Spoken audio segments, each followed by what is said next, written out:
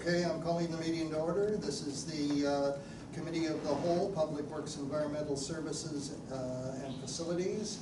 And it's the 6:30 Monday, July 20th meeting. I would like to have an approval of the agenda. Could I have a mover, please? Councillor Hunter, and second Deputy Mayor, thank you.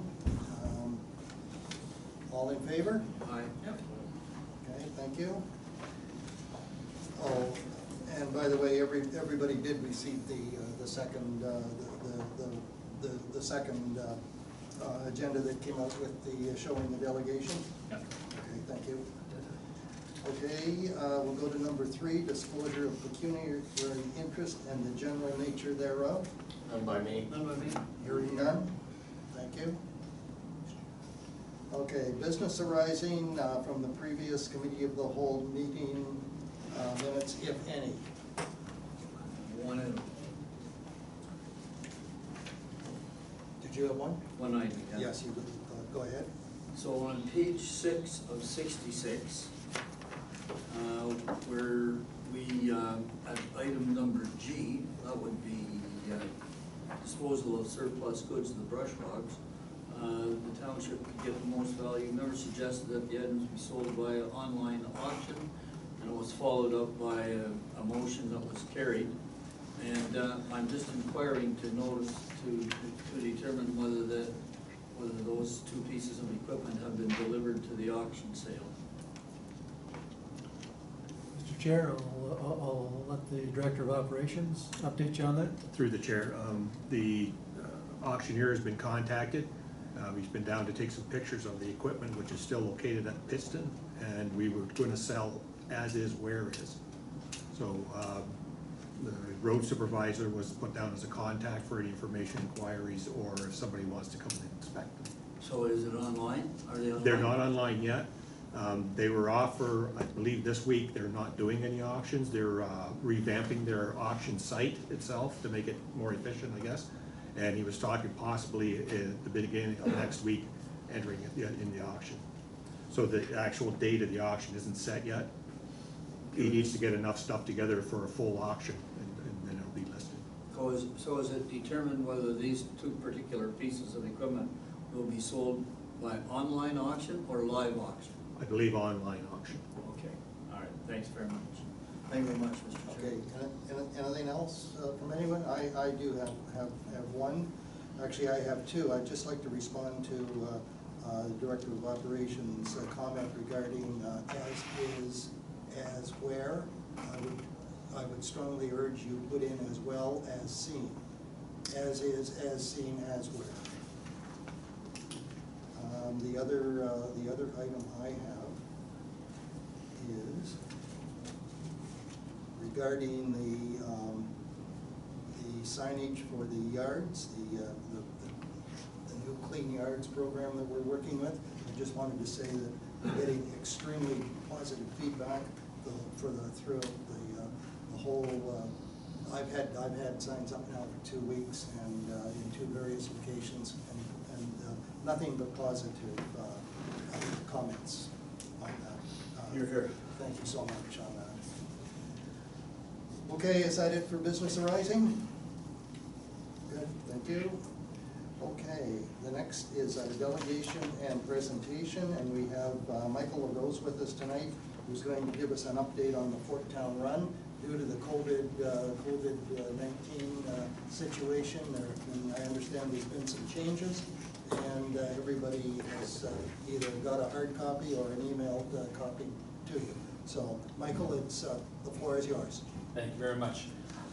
So I think last time that we talked was, I think it was something like the 3rd week of March. At that time, we were postponing our event due to COVID-19. We had just heard about it, and we knew that changes had to be done. So I worked 6 weeks trying to actually get those changes in order, and then afterwards tried to find anybody who had actually approved them. So it went from the health unit basically told me, well, this is an outdoor event, it looks really great, but we don't know, we're not the experts in outdoor events. They went to Athletics Ontario. Athletics Ontario said, this is fantastic, but you have to go talk to the ministry. Ministry sent me to my MVP, who sent me to the OPP, that sent me to the town of Prescott, who sent me back to the health unit. So somewhere in that circle of life, we actually did speak with Dr. Paula Stewart. She looked at it, approved it, thought it was great, at which time Athletics Ontario looked at it, said, we want to make these recommendations for future runs for Ontario and for Canada. We are now actually the foundation for the recommendations that came out of Athletics Ontario. We also have the Chief Medical Officer of the Boston Marathon that is looking at a number of our protocols in order to actually put them inside of his for Boston 2021, which part of it is contact tracing and also the way that we're doing our time scheduling. So as you can see from the protocols that I've sent you, there's been a massive number of protocols that have changed. But really the most important one is that it's a crowdless event. So really what it is that there are no crowds at Fort Wellington. The runners are coming in 2 at a time, and they will be leaving 25 minutes before their run time, and they will be leaving every 2.5 minutes from the fort, 2 going on a 5K, 2 going on a 10 and a 15K. So at any time in 1 hour, I have no more than 48 people on a 15-kilometer spread. And this allows us to actually maintain social distancing, and we have a number of rules also for the runners on how to utilize drafting and passing, like the Ironman rule, which allows them to be safe. Now, what does this mean for you guys? What's important is to know that unlike other years where we had 400 people coming down the street, this year we only have a trickle, 2 people every 2.5 minutes. So what does that mean? We're not going to be closing County Road 2. We're going to actually have people cones on the sides and have people go down the shoulders. So you go against traffic. That's usually what runners do. That's the ethics. And so you actually stay on the shoulder where you're safe. We will have a cross guard at Windmill Road. We'll have a cross guard at Boundary. Sorry, not Boundary, but at the Rainbow crossing over at near Fort Wellington. And the idea is that when they pass for you guys over at Windmill Road, they'll be going down against traffic on the eastbound, so the north side. When they get to Windmill Road, they'll cross with a cross guard. Once they get on Windmill Road, they remain on the shoulder once again, and we'll have our lights down all day long. Actually, it'll be kind of cool. Some will actually just have the 10K, so they'll come back at one point from Windmill Road and return. Others will continue going to the Port of Johnstown and do the 15K part. And then when they come back, they go on the south side, on the shoulder again, against traffic. And of course, we'll have our cones from Coco Paving that will protect them, hopefully, and volunteers also. And we maintain on the south side, go back onto the 5K from the Heritage Trail from Prescott. All Windmill Road residents, all residents actually on County Road 2 will receive this letter. So I believe, I'm not sure if actually you got the updated version of this letter. So I'll just actually give this to someone and hopefully they can pass it along. But basically all it says is that there's been a lot of changes to our event. And most important is, we're still actually encouraging people to go out, decorate their houses, encourage people as they go through, but it's gonna be a trickle, right? It's not gonna be a traditional event where you have 200, 300 people showing up in front of your house, right, passing by. This is kind of like, hey, look, there's a runner. 2 minutes later, there's another one. Then 2 minutes later, there's another. I mean, you got time to have a beer between running. And so the idea is that it's gonna be a long day. And so for our volunteers, we have 4 shifts. It goes from 8 o'clock in the morning to 10 o'clock at night. And so we're amassing an army of volunteers of about 200. So all those teenagers from high school will hopefully get all their hours. So it was just basically giving you guys an update, but also hopefully getting your approval on the shifts. Go ahead. 8 a.m. to 8 p.m. 8 a.m. to 10 p.m. The last runners will leave at 8:30 p.m. as though they would on a normal run. So by the time they come back to Fort Wellington, they'll probably be around 10 p.m. And the date again is? 26th of September. It's a Saturday. And the kids' 1K fun run will be on a Sunday morning from 8 till 11 a.m. Because they only go around the fort. We'll still have the same time schedule kind of concept. They come in every 2.5 minutes. However, they'll be leaving very quickly the fort because kids going around the fort will take them maximum 4 minutes. So it's kind of like, we'll be shooting them faster out than they're coming in. And that's gonna be a 10K? No, for the kids, 1K fun run on the 27th. 1K? Yes.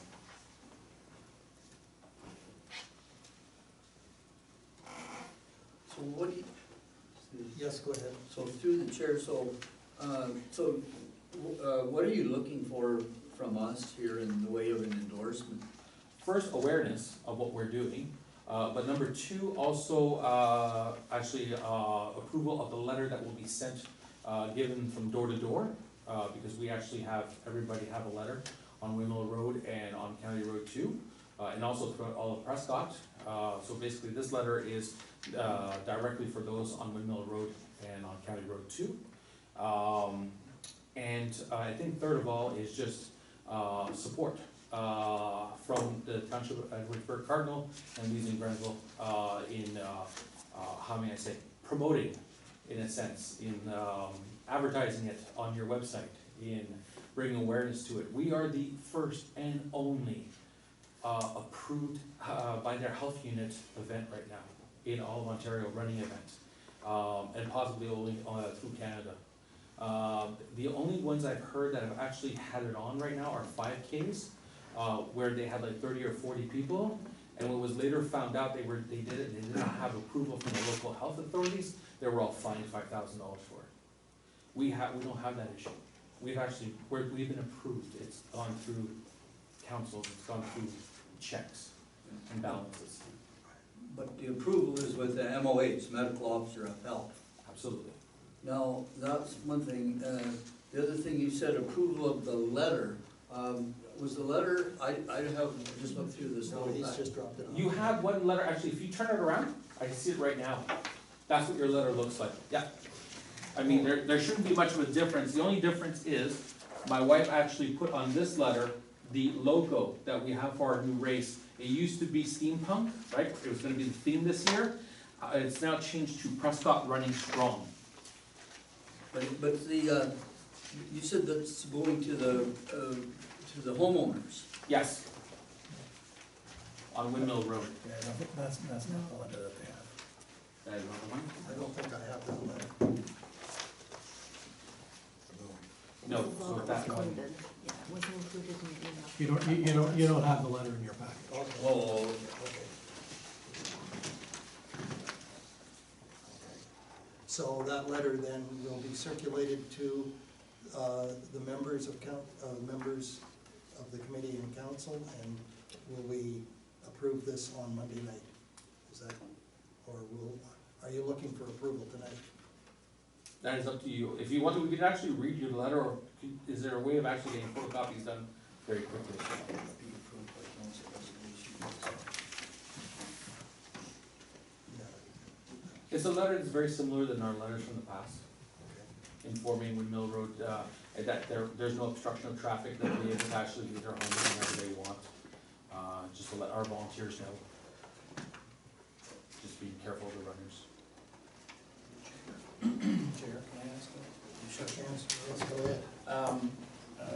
Michael, I commend you for the effort for sure that you've put into this. It's changing it from a compact thing to a spread out one to meet the health guidelines is certainly shows how much you care about the event and the understanding of the continuing of that event, the importance of that. So I commend you that.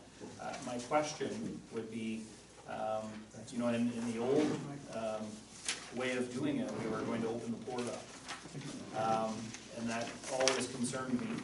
Are we agreeing to open the port up for the entire day as well? And have you had that conversation with Mr. Valley yet? Yes, my understanding that they will be, the port will be open. There will be a specific trail, I guess, of our life that they'll have to follow, and they have to remain in that area, in a sense. But the rest of the port will be functional as it usually is. Good, thank you.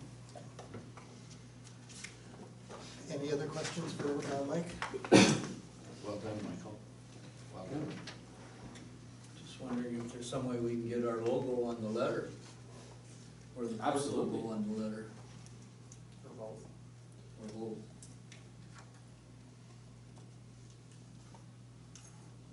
That's possible to do? Yeah, you can get your logo on the letter, yeah.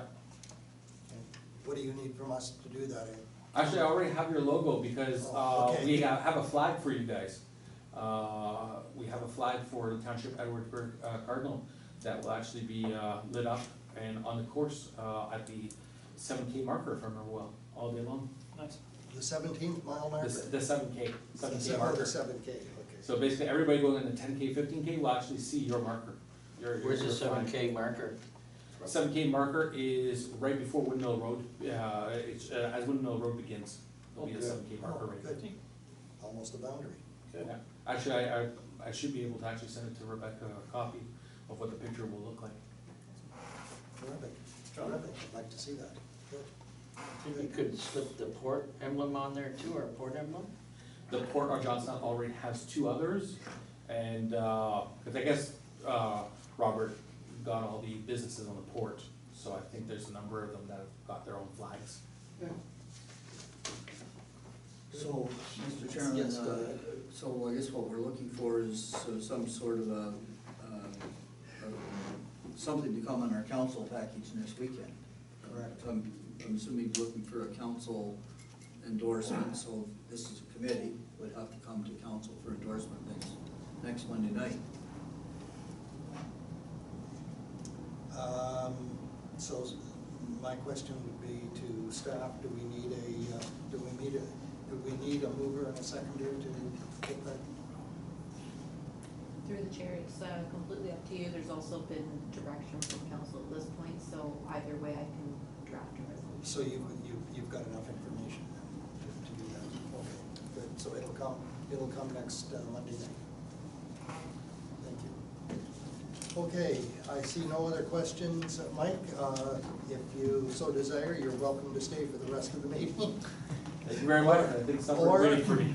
Or you can accept our thanks and we'll see you later. Sounds great. Thank you so very much. Thank you. Bye, Michael. Thank you. Okay, we're moving on to item number 6, which is a discussion item, and it's regarding swimming/fishing along the Cardinal Walks.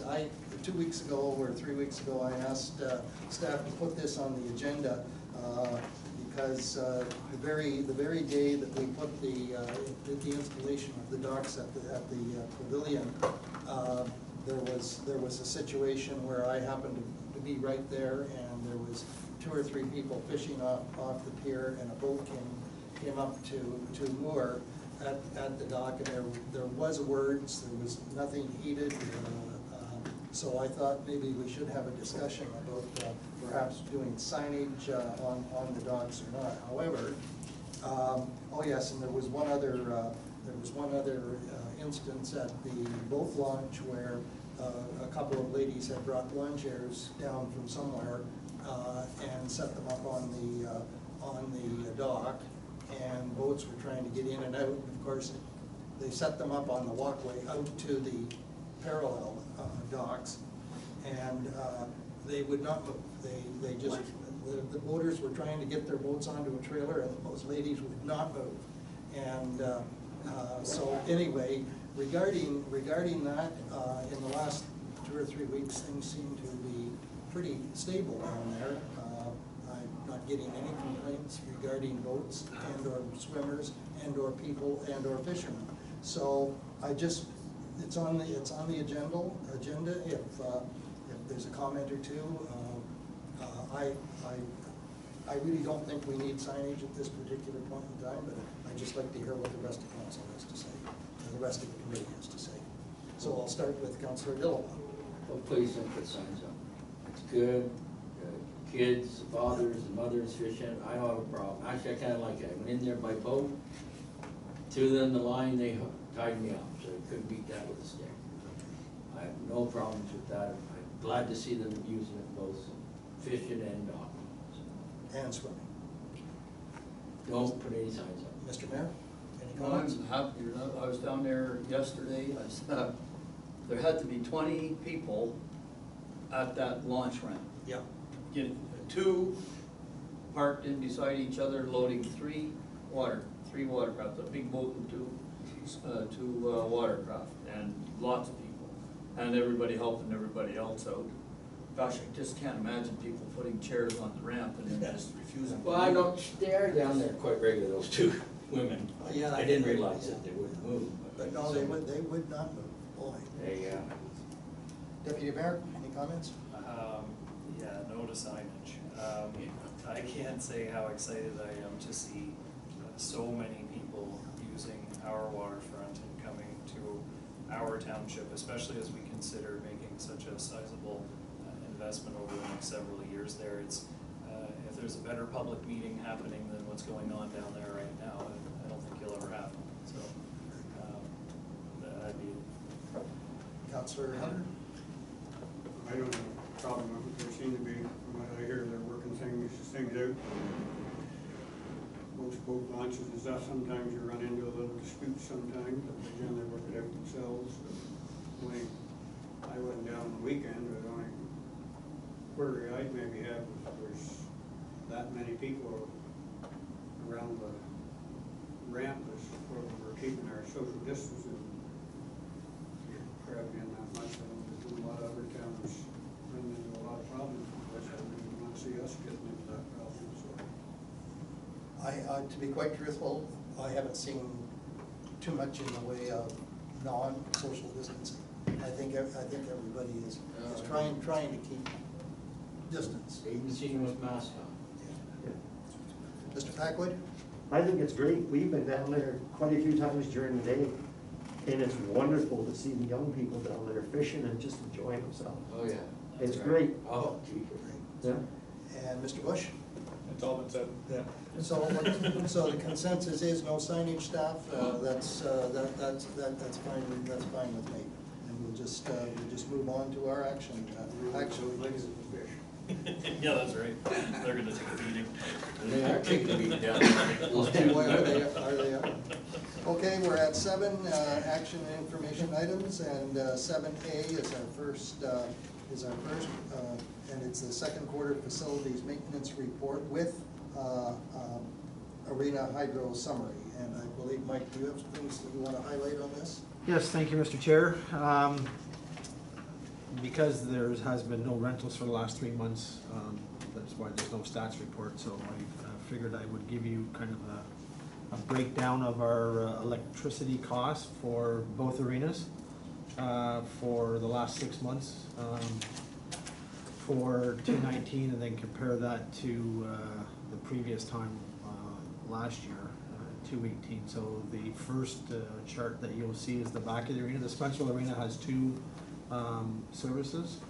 The back of the arena basically covers all the dehumidifiers in the arena and everything at the back of the arena, the compressor room and the Zamboni room. The front of the arena takes the arena lights and then all the change rooms and the upstairs part. So that's the front and the back.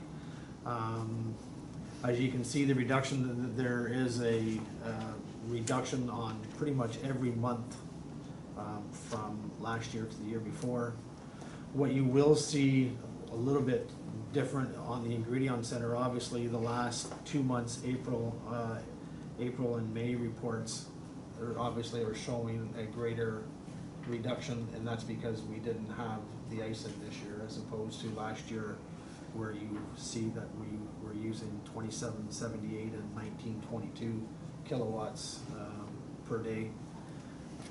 So that's why there's such a variance there. Is there any questions on those 2 pages? The only, I just had one question, Mike, and that was where you showed, it just said previous per day. So that is 2019? That is correct. Okay, thank you for that. Well, Mr. Mayor, go ahead. Well, it says it's a breakdown of hydro costs. There's no costs. Kilowatts is what I was showing. Yeah, I can see that. But these stats obviously come right from the hydro bills. That's correct. And I'm just curious why there wasn't another call with the costs. Because there's two factors that are taking place here. One, and we've discussed costs at these arenas on a couple of previous occasions, but there's two factors. One is the kilowatt usage, and I can see how the kilowatt usage is dropped. But the other factor is that there was some, and I was looking to know whether it affected the arenas or not, but it affected residential, and I think it affected business. The government established a rate, a per kilometer rate, that was to affect. Kilowatt. Per kilowatt. Yeah, a per kilowatt rate that was to affect both businesses and residential, and I thought it would affect here. And for one period of time, it was 10.6 cents per kilowatt, and then it went, I think, to 12.5 cents per kilowatt. 12.4, I think it was. 12.4. So I thought that those rates would also show a big reduction in costs. I can see where the kilowatts are down, but what are the dollars down, or are the dollars down? It should be. Now, the other question through the chair, if I may, I'm looking at Spencerville Arena back end, and the declaration was declared on March the 17th, and I know we kept Spencerville open until some date in April, and that would be reflected in the period that's marked April 1 to May 1, and there was a reduction of 19 kilowatts less per day in that time period, and then in the May-June period, a reduction of 22, and then, well, that's as far as it goes with the back end of the arena. Looking to see what effect it had on the front end of the arena. That would be, I guess, starting on the period, well, that's interesting. If I may The comment. period May the 5th to April the 3rd, the reduction was 117 kilowatts less per day, but in the next period, it was only 41. So last year, when did we close the Spencerville Arena? Through the chair to Mr. Mayor, so this year the Spencerville Arena closed on, I believe it was the 12th of March. So March 5th till April the 3rd was really only 6 or 7 days of actual hydro consumption with the plant on. And last year, I believe the ice went until the 17th of March. So not much difference in closing. No, and that's why I said the bottom, basically the bottom three at the, for the front are not a real, I mean, it shows what is being used, but in comparison to last year we had the arena open for a longer period of time. And then overall, the one thing I didn't put, but just to kind of put into perspective for the Ingredion Center, which obviously uses more kilowatts than the Spencerville Arena. I would compare the Ingredion Arena to the Brockville Memorial Center as far as size. They have a little bit, obviously, bigger of a community hall, but change rooms and the actual size of the arena is about the same. They average 115,000 kilowatts per month during the hockey operation. 115,000? Yes. What? So I have their complete readings for the year 2018 and 2019. So just to show you into perspective, trying to compare arena sizes. So. Well, when you have a reduction of, at the Ingredient Center, when you have a reduction of 1,600, 2,200, 1,400 kilowatts per day, that's quite substantial. Mm-hmm. To the chair? Yes. That's good, Mr. Spencer. How come we're down though, How come we're down what? in kilowatts? Is it are we being more cautious? Did we put some new lighting in? Well, in Spencerville, Like January 7th to the- February 5th? Like, how come? the front of the arena in Spencerville, the little bit difference there is because we had a complete season of the arena lights in, the new arena lights. You won't see any really change until next hockey season for the Ingredion Center because the lights there have only been in for less than 2 months. It definitely changes from month to month, Councilor Dillabaugh, as far as why there would be a reduction. Sometimes it's the temperature. Yeah, I If we believe have a that, cold yeah. day, if we have warm days. So, and we keep track of the temperature inside and outside of the arena in our log books and that. So it really is hard to tell, other than most times it's weather. Sometimes it's based on a 35 days, some are based on 29 days. So there is there's not one variable. There's usually a mix of variables that will make the difference. The way I look at it is, the positive side is that we're seeing reductions and not increases here. Like to see the dollars. Any other Okay. questions? Now, Mike, I see your other report is quite extensive, showing work orders and work done and work completed and whatnot. And I'd just like to, for my own comment on page 12, which is the Parks and Recreation, hanging baskets watered daily. I must congratulate your staff. They're doing a marvelous job this year. One question I have is, where did we get those baskets from? From the broker or? From Broker? Broker, yeah. They've never looked better. I would have to agree with you. They're fantastic, and as I said previously regarding the docks and the docks that were installed, nothing but great comments on that. Now, as far as your work orders go, is all the work completed? If the work order is in this report, it has been completed. Okay, great. Are there any outstanding work orders? There's lots. Oh, okay.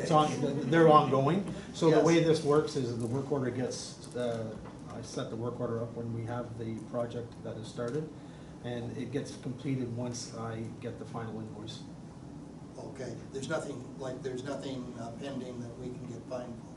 or anything like that? Absolutely not. Okay, and I really do also in your report, I like the pictures of the signages that you have supplied us with. Okay. So, Yep. I've seen them on the picnic tables down there and whatnot, and it's nice to have this information. Any other questions for Mr. Spencer? Counselor Hunter? Through the chair to make, our electrical inspections that you did all the different little minor deficiencies, was that an Ontario Hydro that conducted those inspections, or who does the? It's through the chair to Councillor Hunter. We're in a contract with the Electrical Safety Association, and it's all our buildings. They're done twice a year, each building. They go through and look for any deficiencies. Also with this program, when we have electrical work that is completed, normally you would have to pull a permit to do anything. The township are not required to pull permits now because we're part of this program.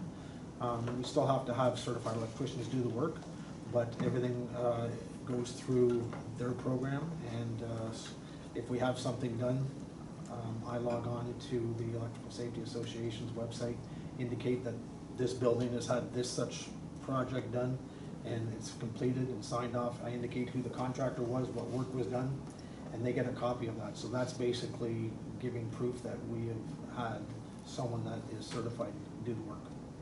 Is this a yearly cost? Yes, it is. Yes.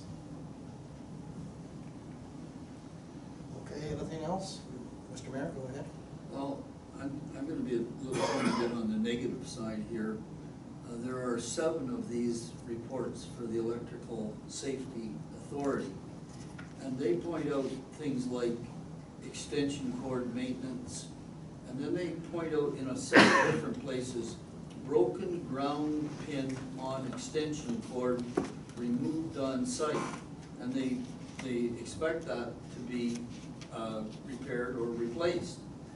And so I'm thinking to myself, these kinds of things that they're pointing out, why are we not picking them up ourselves?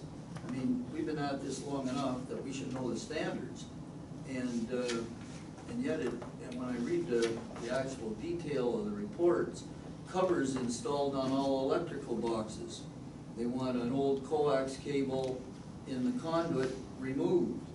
they want the wall receptacle replaced. I don't understand why we're not picking up that kind of stuff by our own people.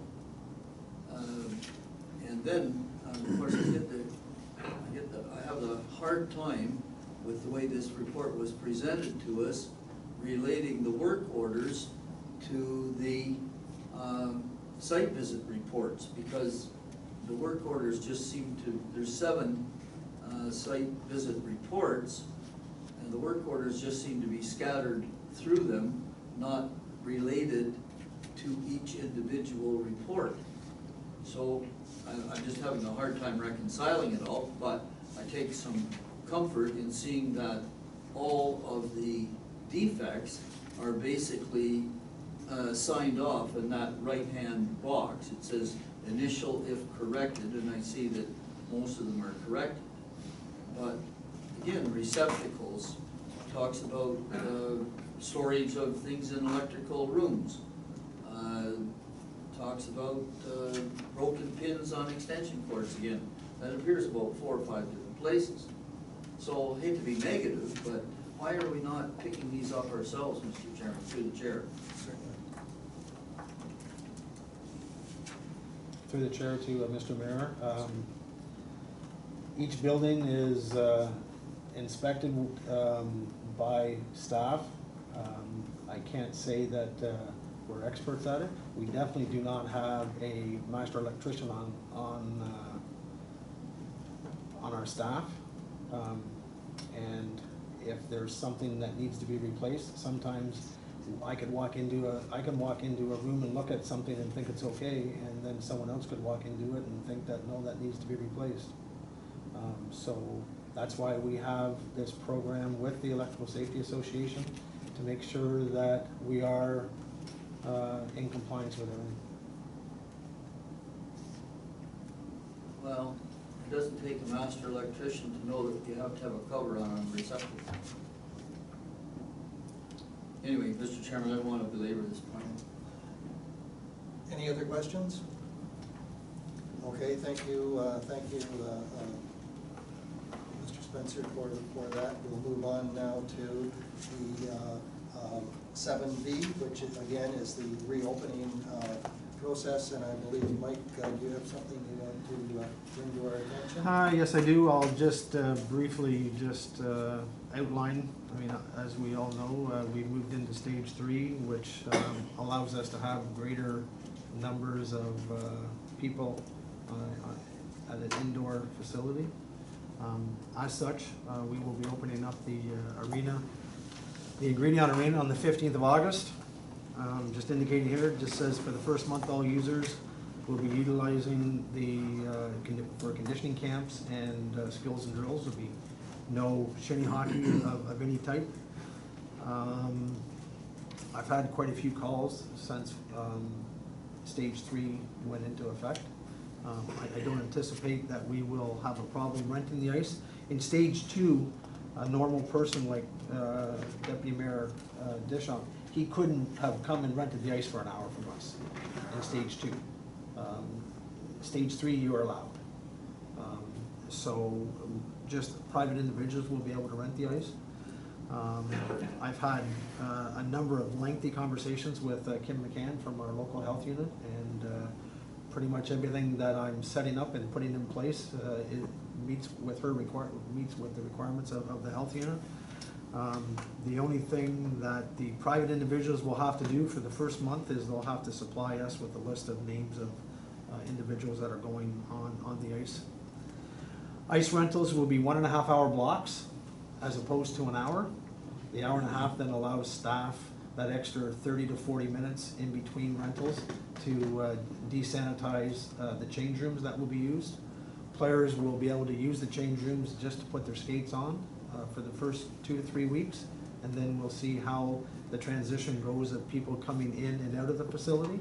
If we see that it's going in a timely manner, in a good fashion, then we will allow them to increase the time in the change room, and then we'll allow them to change in the change rooms.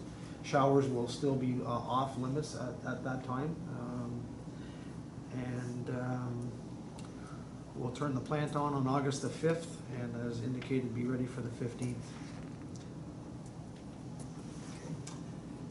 Yes, Mr. Mayor, go ahead. Okay, so, one of the things that this doesn't address is what is the maximum number of people that can be on the ice?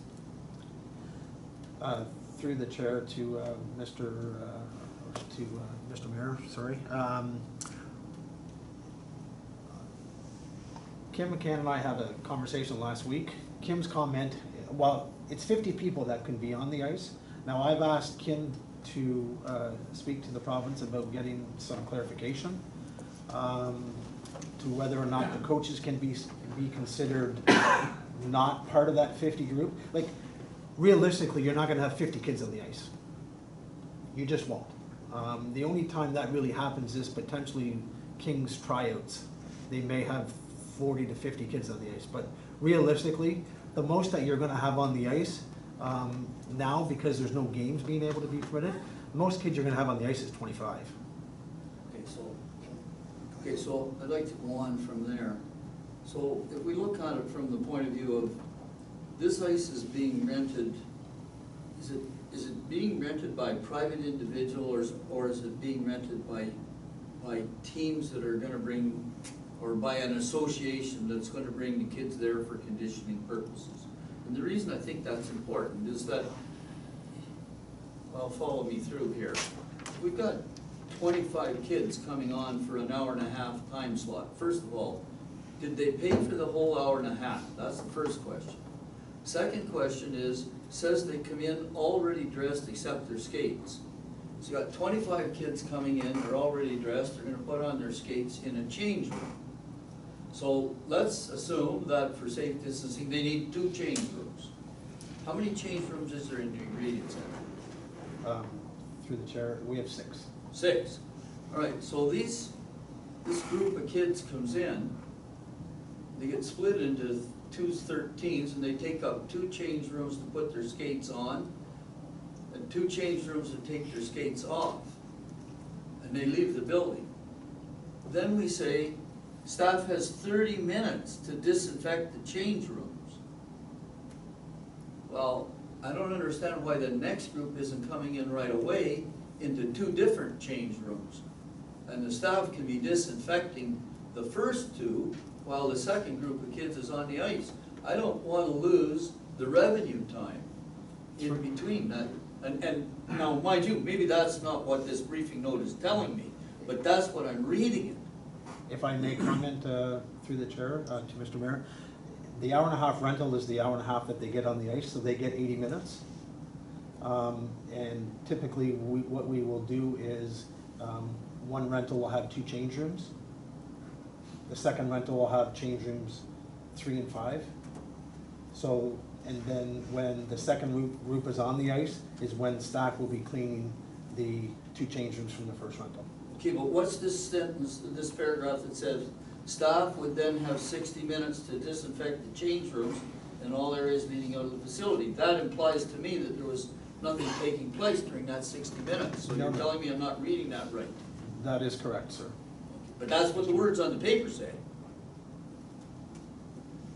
So if I may, through the chair, it's just indicating the time frame that staff has to clean a couple change rooms. It's not saying that the arena is dormant at that time. Okay, but I'm reading it that way. Okay, so that's an error on my part, fair enough. So we're opening the building from, well, what are the proposed hours here? 8 o'clock in the morning till 11 o'clock at night, 10:30, 11 o'clock at night. Okay, so 8 to 11, let's take that as 12 or 15 hours. And we're using hour and a half time slots, that works out to X number of time slots. You're telling me that we've got 15 hours blocked off into 1.5 hour time slots, and we're selling the whole 15 hours. That is correct. Okay, all right. Is that Monday to Friday to the chair? No. If, through the chair of Councilor Dillabaugh, if the demand is there to rent the ice earlier, to start at 7:30, then we'll start at 7:30 and we'll go till 11 o'clock. Right now, I haven't opened up the system. I'm just waiting to get the associations that are going to be utilizing the ice to start, waiting to get their ice requirements. I upload that into the system, and then I open it up to the general public to be able to rent. Our users, our main users are the ones that get first crack at it. It was Monday, go back to the But, Friday. but it's not, it's only Saturday, Sunday, this 8 AM to 11 PM. It's During not the summer, Monday to Friday, no, is it? during the summer, like the first week, the week of the 17th, which is the Monday, I have the ice rented already in the morning from 8 o'clock till 4 o'clock already. It's already booked. Monday to Sunday, Monday to Friday, Monday to Friday, during the day. but nothing Saturday, Sunday yet. Well, it will be, I just don't have all the times yet. No, okay, until they get back to school though, and then in September, that's gonna drop off, I would presume, the Monday to Friday. The daytime stuff, when school's back, yes. Yeah, there's no 8 to And 11. there never is. No, okay. Okay, so this is just. Our straight- August ice is always typically rented all day long, when we have ice in August. Okay, yeah, that's good, thank you. Mr. Mayor, did you have anything else? I thought you wanted to get in there or something. No, I just want to hear some more discussion. All right. Deputy Yeah, I think, until, we just said about school, until we know what school is, and that may happen on Wednesday, but, I think the belief is that it's gonna be, days like A, B, that sort of thing, so 2 days one week, 3 days the next week. You may very well find, that there's a greater need during the day through the week. That's quite possible. Camps and Yeah. things we've never seen before. That's right? correct. Especially if there's no games or the organizations. look a Games lot are not different. allowed. No, yeah, so it may look a lot, Yeah. different. Associations are not allowed to have tryouts until September 1st. So the month of August, right now, will just be conditioning camps and skills and drills. Where typically August is the Braves, the Cyclones, and the Kings always have their conditioning camp and tryouts. They're done by Labor Day weekend. Now they can't start until September the 1st for tryouts. And that's even if they can start then. Counselor Hunter, do you have anything? Well, I think that, we got a pretty good plan, I think, laid out here for renting it. Right now, the limited number of rinks that are actually gonna open up and have ice in it, there's gonna be a big demand for the first month or so. There's gonna be a lot of smaller rinks aren't gonna open, just through social spacing and change room availability. Figure skating, provincial figure skating has already been opened up. They're already allowed 20 skaters on the ice with pros, and I know there's a lot of the figure skating ones that are looking for ice time to already start practicing. A lot of them only got 5 rinks open, and only 2 of them are allowing figure skating, so there's a lot of pent-up demand for ice for figure skaters. And we're all used to paying the big bucks for renting ice right now, with getting $40 a piece to skate in Ottawa, so the local skaters are anxious to see Cardinal Rink open up so they can get some ice time, so. I They just will want to skate finish. They will skate during the day, during the week, they take, most of the high school ones, and they take class spares and stuff, but they come out and skate during the day, so. Mr. Packwood and Mr. Bush. Back to Yeah, Deputy just, Mayor. one comment, and I didn't say it, Mike, thanks for, putting together, this package and, making the attempt with, the health unit as well to, follow the guideline. I work with Kim a little bit as well, and she certainly has, a different outlook than what we're used to maybe with the health unit people. She certainly has a different understanding of business, and she really wants to work, with people, and it's really refreshing, I think, or at least it was for me working with her, in that approach. So, She has kids in hockey too, so she has. she gets it. Well, she sees that side of things, right? Yeah. Where other people may not. I think they're small business owners too, so, I think they really see it from a lot of different angles, so, yeah. Anyways, well done. Okay, yes, go ahead, Counselor. Thank you, Mr. Chair. Mike, yes, it was well put together. What's our timeline in in Spencerville. When do we usually put that in if we do? Through the chair to Councilor Dillabaugh. So typically, we wait till after the Spencerville Fair. Okay. Obviously, with the fair not happening this year, I mean, we have the availability to put it in today if we wanted to. In saying that, what I think we should be doing is waiting until HEO decides whether or not they're going to give a start date for when associations can start playing league games, whether or not they be contact or non-contact. Until HEO makes that decision, right now, there's no leagues that are able to start. But is the tryouts, you just said, starting in September 1? Tryouts can start after September 1, They can start. yes. So So we- if we- we're booked solid at Ingredion Center, and we start getting the demand, once I hit, say, 40 hours per week, then we would look at putting the Spencerville rink open. And I think once HEO makes the decision to whether or not teams will be able to start playing in reformed leagues, then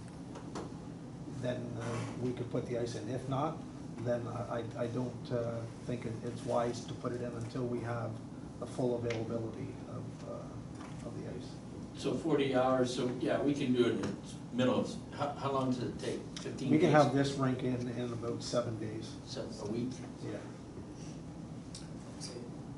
Uh, 40 hours, eh? But 40, through the chair. Go ahead, go ahead. But 40 hours is not, I mean, there's 75 hours available in that 8 to 11 time span, Monday to Friday.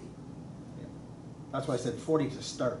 Like, that would be the lowest that we would open potentially. I know, but the point that I'm making is that if we've only got the Cardinal Arena half rented, why would we open a second one? Well, and that's why, as I indicated, if I said if Cardinal was booked solid, and then we still had a need for people to rent another 40 hours, then we would open. To rent another 40 hours? Yes. Oh, okay. Ingredion would have to be booked solid, Monday to Saturday, like 7 days a week. Yeah. uh, Sorry, are you done? Sorry. Yes, go ahead, no, go ahead. Just, I'm just keep going back to the school thing, like, has anybody forward thought that? Like, that there might be the availability to do camps through the week? Like, have any of the organizations actually, I mean, until they know, I suppose, what the school schedule is gonna be, Yeah. they can't really do that, but anybody even? There are some private thinking that way? companies, sorry, through the chair to Deputy Mayor, there are a couple of private companies that have contacted me to rent, potentially looking at renting ice to run conditioning camps and what have you. Again, and they're local people, they're not from the city, but as far as that, I think it might be whether or not parents can get their kids to school, or sorry, Yeah, sure. to the arena, right? Childcare is gonna be an issue for sure. Absolutely, Yeah, yeah. just thinking that might be one of the solutions, not one of the problems. Mike, I just have a question on page 44. I just want some clarification here. There's a lot of things that is said here. No team can do this, you gotta maintain social distancing, you gotta do this, you gotta do that. Who is gonna be the policeman on that? Is it the coaches? Is it our staff? Or just like, how are we going to accomplish that? Or how is it going to be accomplished? So definitely it won't be our staff. Our staff may write down a note and may send me an email to say the 8 to 9:30 PM on Tuesday night slot, we're definitely not maintaining social distancing on the ice. I'd see who that renter was, I would contact that association's president the next day. But as far as approaching and doing that, that's not our responsibility. Yes, Absolutely. and I hope it Absolutely wouldn't not. be. No, it won't be. But who's responsible, like, does the? It would be the does association. HEO, do they say, to the coaches, you've gotta maintain this? It would, yes, it would be the associations. In each association, so when the Kings come to rent an hour and a half of ice, they'll have to provide me with a complete list of the players that are gonna be on that ice for that hour and a half. And we have to keep those contact informations for 30 days. Anyone that rents the ice has to provide a complete list to staff. And we have to keep that for 30 days based on health requirements. Okay, thank you. That answers my question. Fine, thank you. Okay, we're going to move on then to item 7C, and that is administration and its staffing regarding COVID-19 follow-up. Who is going to speak to this? Is this Gord? Or do you have something to highlight here? No, Mr. Chair, I just provided just an update. We kind of left off from April 15th, so it was just a matter of indicating that we reached that agreement, and we had three employees on voluntary emergency leave for the 12-week period, and they're returning back now. And then I see you have a note here where one individual has requested additional time, a leave of absence, I guess Yes. you would call it. That means this person is only going to work 6 months this whole year. Potentially. Yes. Without going into any details, the absences, in staff's opinion, a valid request? Yes. I'm not going to belabor that anymore. Any questions on this? There's no recommendation on this. Any questions? No. Okay, we're going to carry on. Thank you. So we're at 7D, and this is the 2020 second quarter operations report. And so, Gord, do you have any highlights here that you'd like to bring to our attention? Thank you, Mr. Chair. Basically, in the Public Works Department, the gravel roads are graded, dust control applied. In capital projects, culvert replacement for HMP projects completed, and the hot mix topping has began. I believe Ventnor Road is complete and moving to Blair. Waste disposal site is significantly up. Total revenue is $4,300. May I just ask a question of you on that? With the town, with the building here closed to the public, how are these purchases being made? I see through the office, the $1,700, and then through PayPal. Is that, there's $20,000 or $2,000? Is that coming, like, how do people actually, do they come in and do it, or can they do it online? Through the chair, that'd be online. Okay. And then there's also Birchall's Hardware Yes, Store. yeah, I see that, yes, right, okay. Okay, but we're not selling any at the day of, at the dump, or at the transfer center? No. Okay, carry on if you would. And aside from that, the Cardinal Water Treatment Plant flows. Everything seems to be running well, the water treatment plant. And all the other flows, sewage flows are down substantially, basically due to the weather, I think. With they tend to also follow the flows of the water, so you'll notice in April the flows were lower than, monthly flows have increased into June, which is indicative of the weather and watering and so forth too. Okay, thank you. Any questions for Mr. Shaw? Well, I'll start with Councillor Dillon. Not a question, it's just that I'd like to bring to attention where we're seeing $2,000 on our PayPal accounts to the office. That's all the more, what we should be looking at is an app for the township.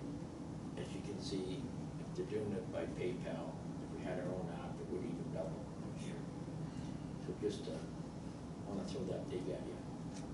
You did. Mr. Chair, thank you.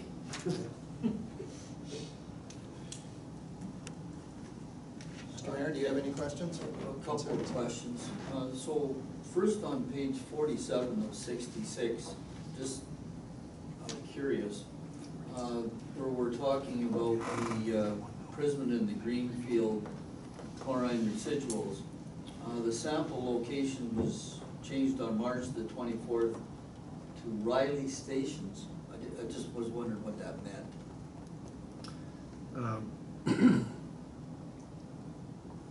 Sorry, what was the page? 47. Or 69. Page 47, Page what? about the center. It's the Prisman and Greenfield residuals. 60.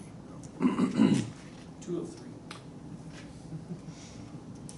2 of 3 on So- maybe your report. Sorry, while they're searching for it, Riley Street is one of the sample stations. Oh.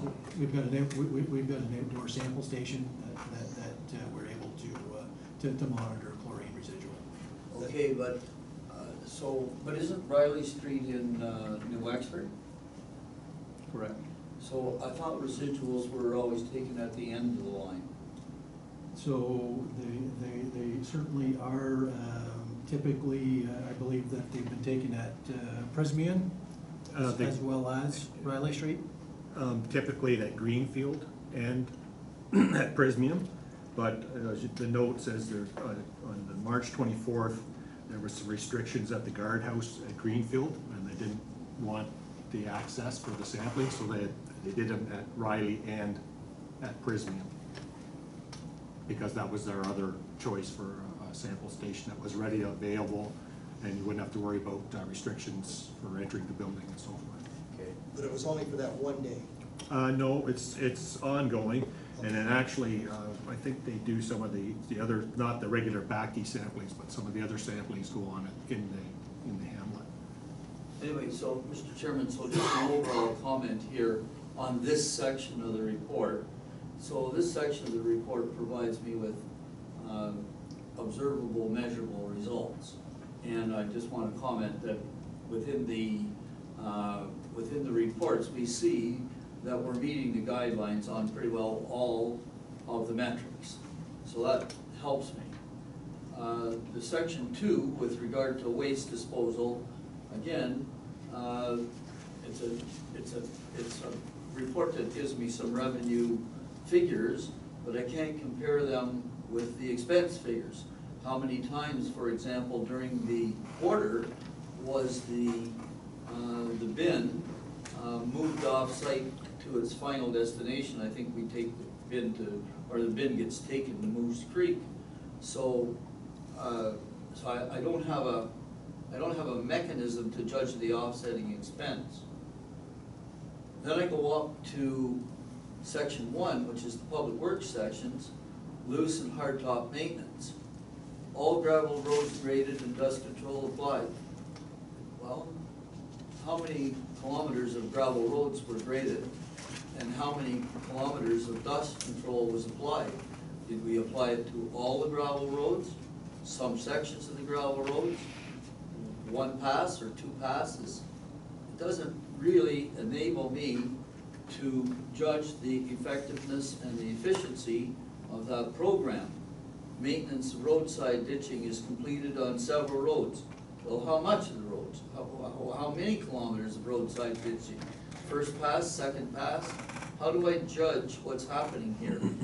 And first round of roadside mowing started in the second quarter. Now the second quarter is from the 1st of April until the end of June.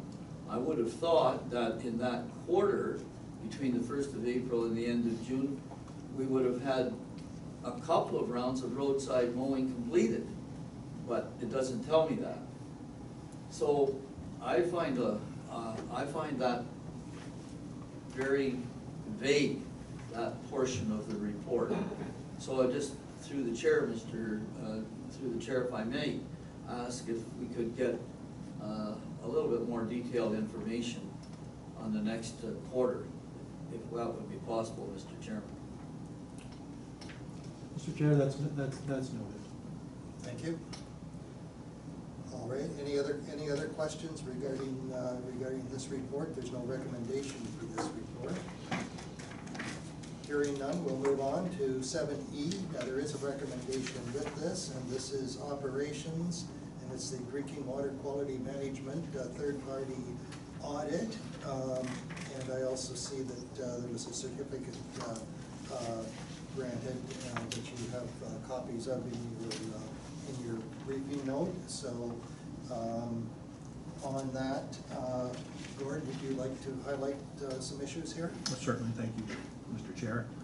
So on June 17th and 18th, the regularly scheduled on-site audit, it's a 3-year cycle, 2 off-site and then 1 on-site, was done virtually this year because of the COVID crisis. Basically with the web camera, the staff on the QMS were taking the auditors through the plant at the request of the auditor to different areas, looked at different snapshots of log books and so forth that they would normally do on a type of audit that they do the visit. Went very well. We ended up with 5 OFIs, and basically they were just mostly technical matters or points with just continuous improvement. So it all ended up, we ended up with a new certification is good until 2023. Correct. Okay. Questions? I'll start down with this on the table. Hearing none. Mr. Mayor? Okay, so,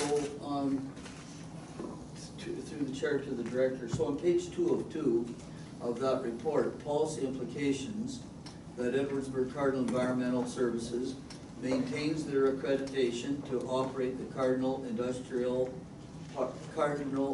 Industrial Park water system until September the 10th, 23. And we've got a copy of the audit report and the certificates. But then in the recommendation, it is that the committee recommends that council receive and review the 2020 drinking water quality management recertification audit report. Should we not be adding to that recommendation the paragraph from the policy implication and that council maintain the accreditation and operate the systems until September the 10th?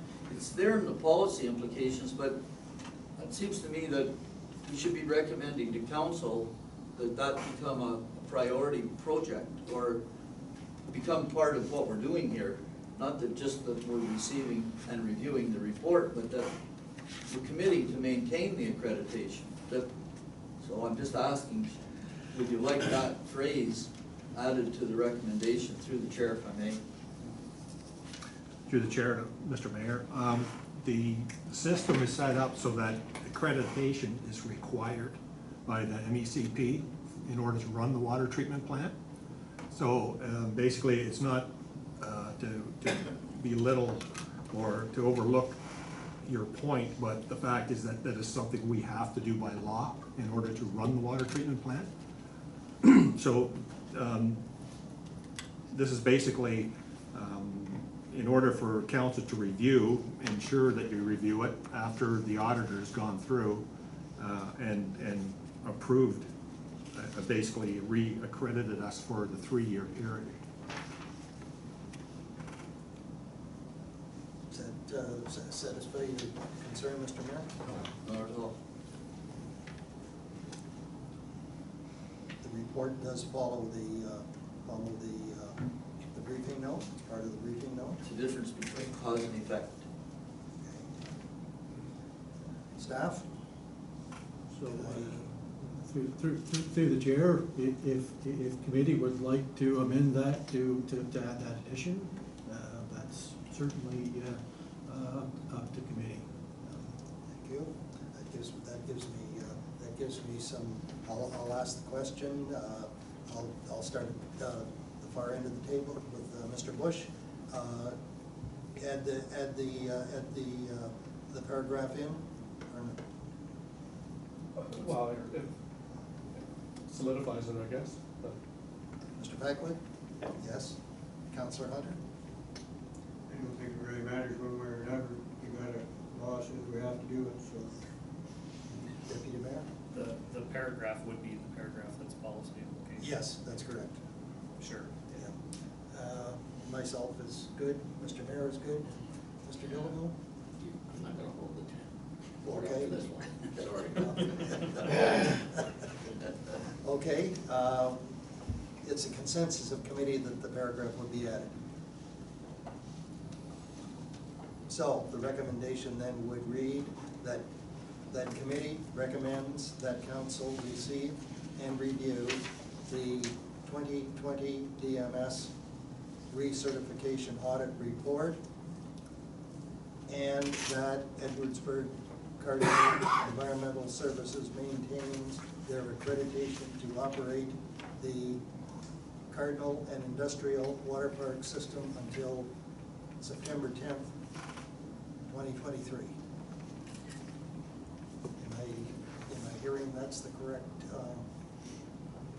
So moved. Good, I have a mover. Okay. Should I, sorry, question or? No, I'll second. Your second? I have a mover and I have a seconder, I'll call the question. All in favor? Aye. And that's carried. Thank you.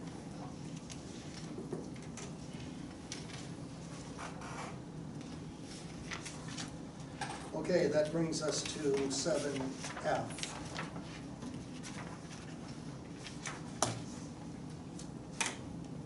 I'll be right there.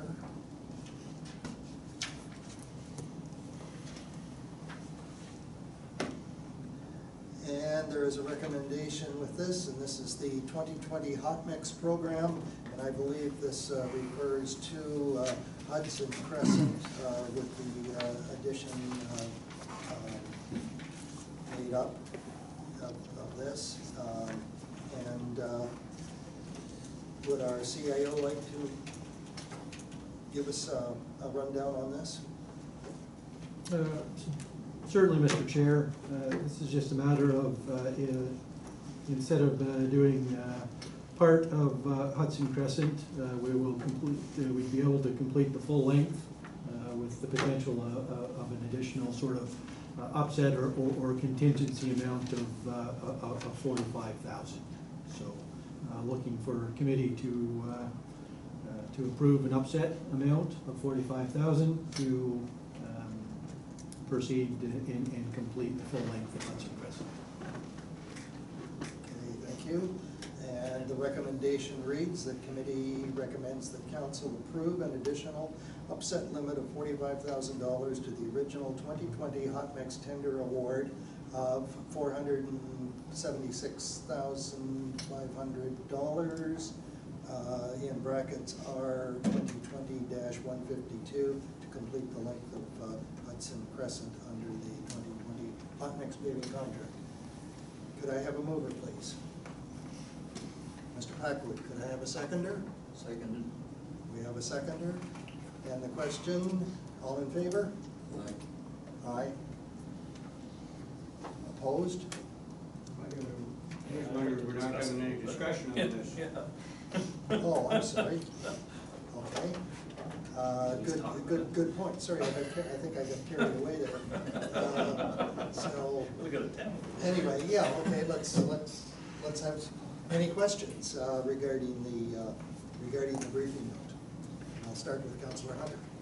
I just wonder, I know the background behind this. Both ends of the road were dug out, and there's a part in the middle left. My question is, why were both ends taken out when we decided that Hudson Crescent wasn't being paved? Why was part of the pavement taken out in the first place then? Is that a question for staff? Yeah. Thank you, Mr. Chair.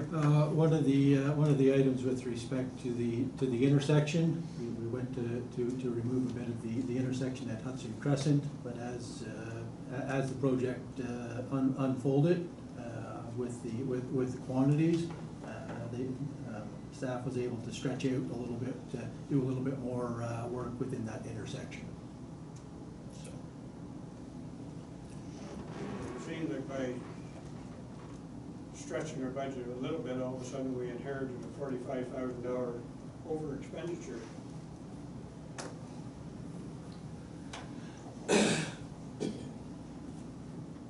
Deputy Mayor? Yeah, so going back to, you know, like when we were doing the draft budget and going back to, like Hudson Crescent resurfacing.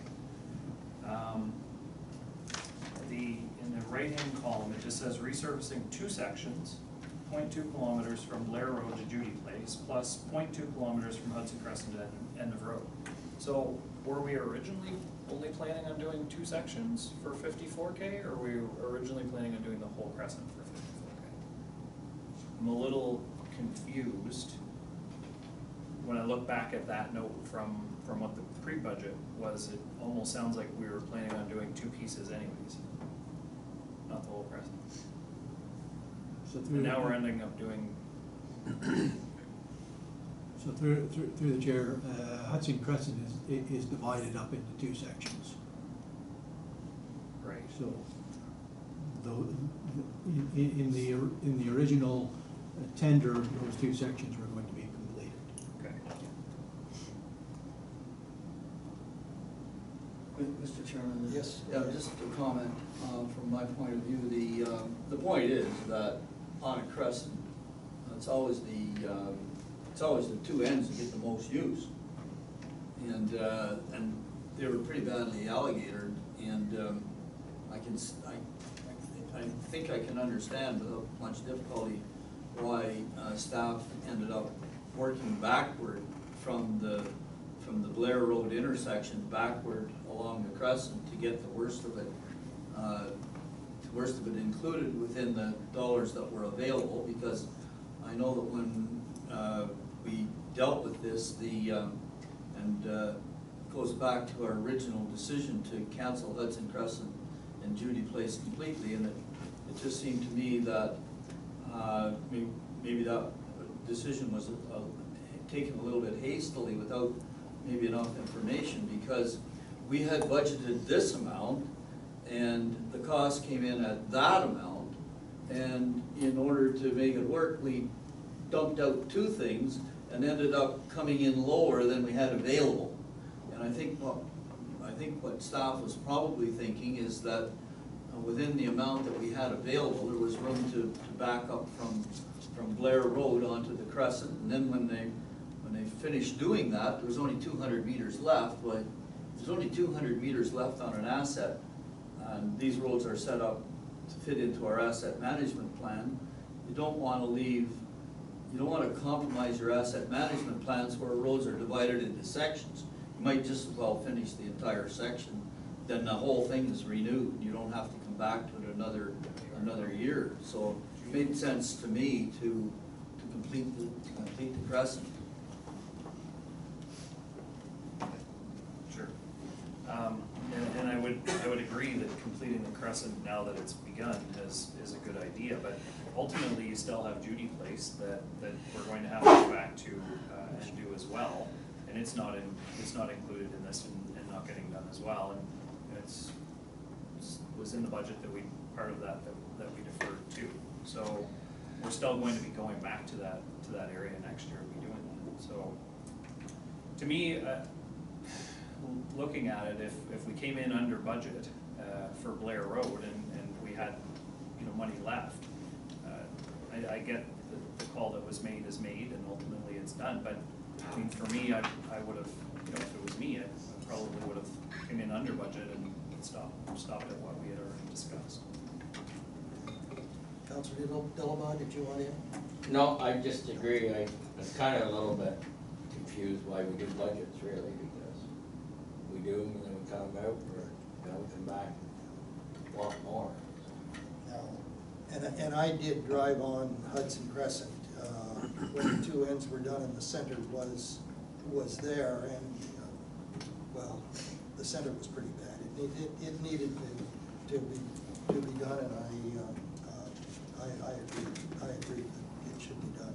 So anyway, we have our recommendation. We have a mover and we have a seconder. I'm going to call the question. All in favor? Aye. Opposed? One opposed? It's Carries. Thank you. Okay, here we go, 7G. This is regarding the 2014 truck number 6 with the T6, and there's no recommendation on this. It's a briefing note to tell us that some work had been done on this, and would someone like to highlight this for me, please? Who would that be? Mr. Shaw? Through the chair.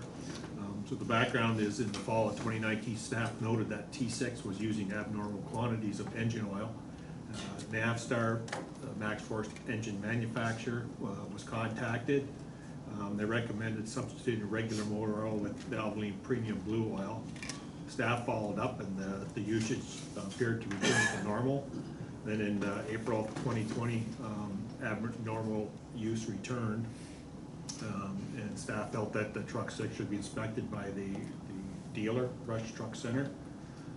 The vehicle was taken in there, and Rush discovered serious issues with the engine cylinder sleeves. Rush estimated repair cost at approximately $14,000 plus HST. Since truck T6 was only 2 months out of extended warranty coverage, Rush was able to negotiate with Navstar to cover the cost of non-wearable parts. The township is required to cover the labor and wear parts, shop supplies, etc. The work was completed, and the repair was at $10,000 before HST, and the repair comes with a 1-year parts and labor warranty. The cost of this unexpected engine repair will exceed the T6 estimated maintenance and repair budget for 2020. It attaches the summary of all public works vehicles and equipment repairs. Thank you. Discussion. I'm going to start Mr. Bush, Mr. Packwood, and Councillor Hunter. Well, I have a bit of problem with this whole scenario of this truck. 2019, we knew that it was using oil, and we just talked to them, and they said, well, basically put heavier oil in it, and it cut down. Still under warranty then. That truck should have been, in my opinion, should have been going back to international. It should have been fairly gone over when it was under warranty. That motor should have been fixed under warranty if it was wearing there. And international knows they've had trouble with these MaxForce engines. I don't know why we just took a red days to put a change of oil. Why that truck wasn't taken back to international and say there's something wrong with it, we want it fixed. We know you've had trouble with these engines. We want it fixed under warranty. I don't think we should have been paying anything for fixing this. Mr. Mayor? So, yeah, well, by the time we got it there, it was just out of its warranty period, wasn't it? It's 2 months. Just 2 months out? It wasn't out of warranty back in the fall. No. Shouldn't have drove it all winter, should have been back in September. So why didn't that happen?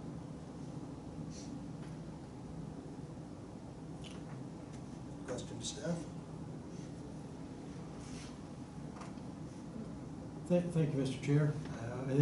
I think that with it being in winter, with the change to the oil that appeared initially to resolve it, the issue, at least on the temporary, it continued on. We continued with the use. Naturally, in hindsight, it looks pretty clear that we probably should have had that back for the full inspection at the time. So, Mr. Chairman, hindsight's always 20/20, as we know, and we are where we are. But just through the chair, just so I get my figures complete here, I had asked the CAO to get us a readout of all the repairs and maintenance on all of these vehicles, and I got this long sheet here. So through the chair, if I may, to the CAO. So this truck is been in use since 2014. That's 6 years. up until the end of December. And on this long sheet, I've got the figures for 15, 16, 17, 18, and 19, which is only 5 of those years. So it didn't have any work at all in 2014. You wouldn't expect that because it was new in January. But the average, well, I'm looking at the 2019 figure, which is the $18,523 figure for repairs and maintenance in 2019. That would not include this $10,000 that we just incurred in July of this year, right? Through the chair, that is correct. Okay, so I'm averaging $10,000 a year up to the end of 2019, and then in 2019, or 2020, am incurring a $10,000 cost because of engine work. But the vehicle, from what I see on this long sheet, still has an expected lifespan of another 7 years. Is that correct? Are we figuring these to be 6 plus 7? That's 13 years. Are we amortizing this vehicle over a 13-year life period?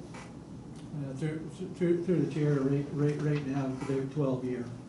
About 12? Yeah. Okay, all right. So, anyway, Mr. Chairman, I agree with the previous speaker. We probably should have had this in 1919 and got it done under warranty, but that didn't happen. So we got a $10,000 expense. But the way I'm reading the situation, we've got another 6 to 7 year life in this vehicle, assuming that we look after it from this point in. I think we got other more important issues coming up. This is done, and I'd like to just move on and deal with the next two, because I think they're a little bit more important than this one at this point. Thank you.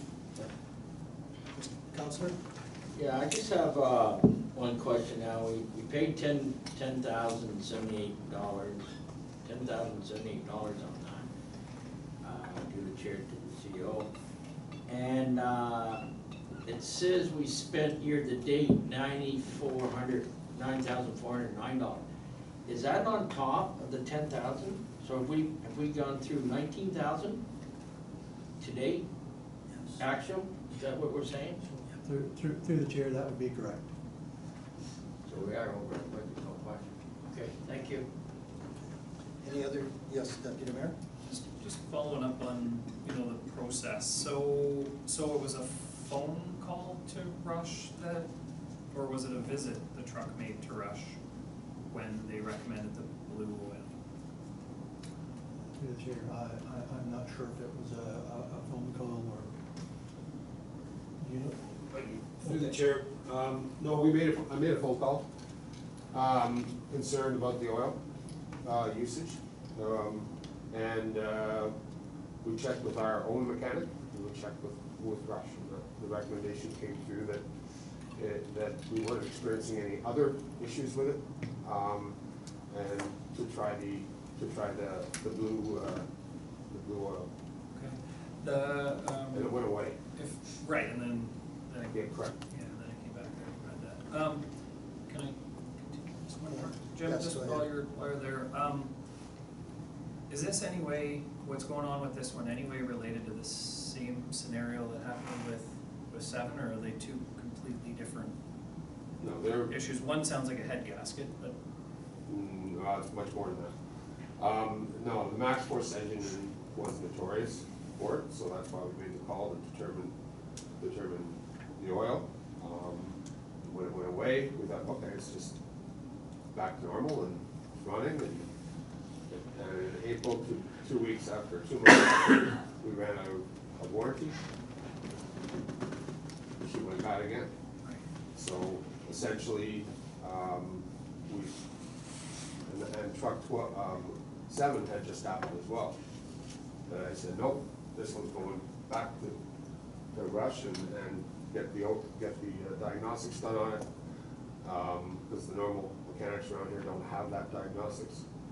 And it went on right away on the scope, and basically we were told It needed an in-frame, repair.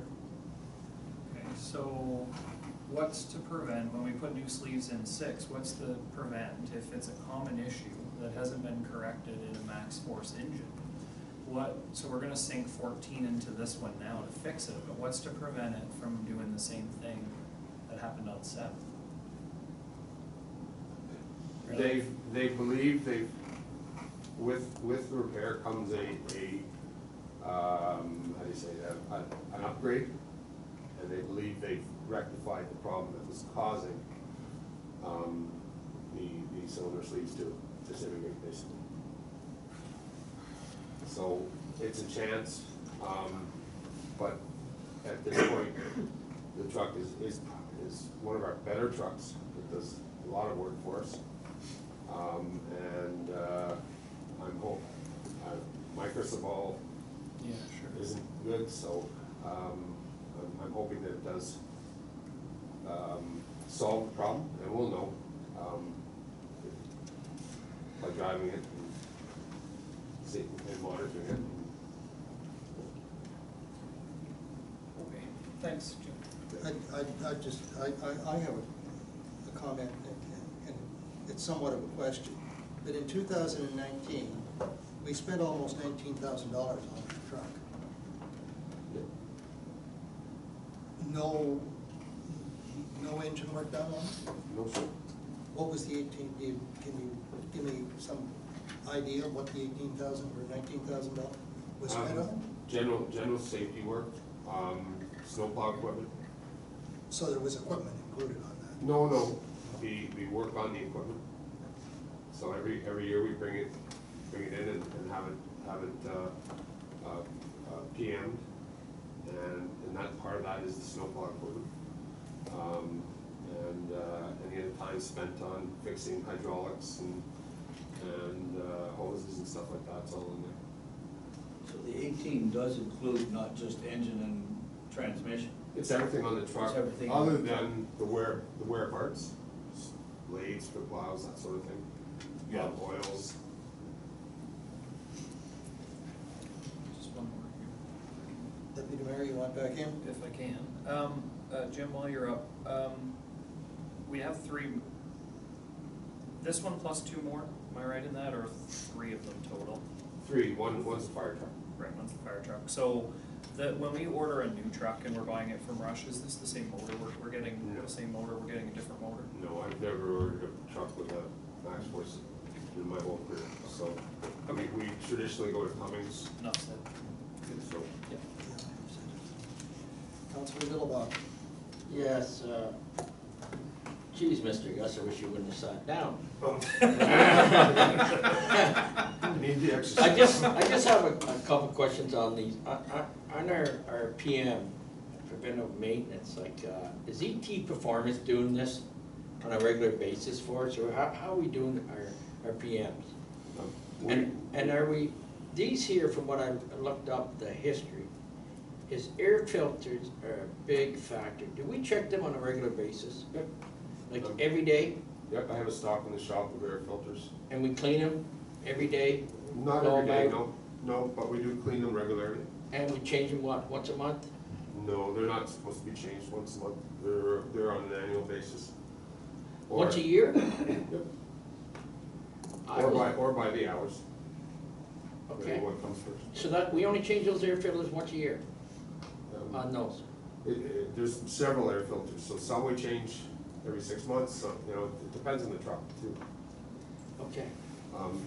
If we notice the dust and stuff accumulating from working on our gravel roads, then we blow them out. They're not necessarily spent, we just Right. keep them fresh. And getting back to the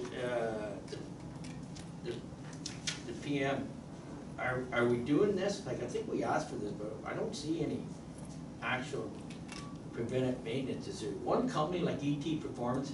They seem to be, from what I understand, pretty good around here. Like, are we using them to do the PM, or who are we using, or do we have a PM? Yes, we have a preventive maintenance plan, and it's basically a observation and a check to see certain components of the truck are performing. There's no wear and tear, you can't see any movement in any of the the connections or anything like that. They go through the engine, they go through the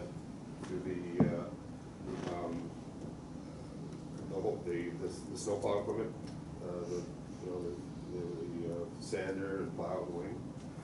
ET does some of ours. I also use Service. Peterbilt down at 730. Why Peterbilt when it's an international? They have the ability to service internationals. So. And does ET have the equipment to service international? They have. The one thing they don't have is the actual Navstar full-blown computer system, and that's why we chose to take 6 up to Max Force after ET had looked at it, because he couldn't get it on the scope, the computer and everything, and Rush does. Thank God we did. Okay, thank you. Mr. Mayor, you want in? So I'm gonna be a little bit more specific than Councillor Dillaball was, but I'm gonna ask the question directly. I mean, it's a condition of our CVOR, our Commercial Vehicle Operators Registration. It's a condition of that registration that we have a policy in place, a preventative maintenance policy in place, where the policy requires preventative maintenance be based on either hours or miles or days. But the CVOR clearly requires that the policy be in place. So my question is, do we have that policy in place? Is the policy being adhered to? And what is the policy based on? Is it based on hours or miles, or what is it based on? So, Yes, through the chair, yes, we do have one. Yes, we do use it. And it's based on, depending on the vehicle, because some go by hours, some go by mileage. So depending on what truck, like we have a truck 11, it's by kilometers, there's no hour meter. Truck can't 7. imagine how you can have a policy that's vehicle specific. It's written that way, and we do it every 6 months, or sorry, every quarter. Every quarter? Yeah, every quarter. And it's regular. I get the notices that this is due in April. I get another notice that it's due in July, and I get another notice, and if I've done my quarters right. Yeah. So on and so forth right through the year. We also have the obligation for any of our CVOR equipment to safety them. Yep. And that's a whole other. Yes, I check. understand that. And there's certain things that have to be taken apart, i.e. they check the brake pads and the depth of the brake pads. Yep. The tires, they get into everything that is safety related, and it's prescribed by the CVOR safety. But yes, we do follow it, and we follow it regularly, and our assistant in the works department is on me all the time. Where's this? So when's Okay, this truck so- going in? All right, but it doesn't matter how you cut the cake though. I mean, this particular vehicle has cost us $18,500 in 2019. And so far, in 2020, we're at $19,500 in 2020, and we're only up to June 31st. July the 16th was the completion of this. Anyway, as I said, Mr. Chairman, truck 6 is behind us. It's the next 2 that will remain. Okay. Next to. Okay, we won't belabor this item any longer, then we'll move on. We're now at 7H. It is regarding truck number 7. is inoperable. And who would like to speak to this? Mr. Shaw? Chair. Thank you, Mr. Chair. So this action item is the purpose to provide committee with options to remediate T7 engine issues. On May 29, 2020, truck 7 suddenly stalled while in the process of hauling gravel. Truck was towed to ET Performance for evaluation, and then he gave a diagnosis that there was a severe engine problem, so staff decided to take it to Rush and have it evaluated on the diagnostic system they have there.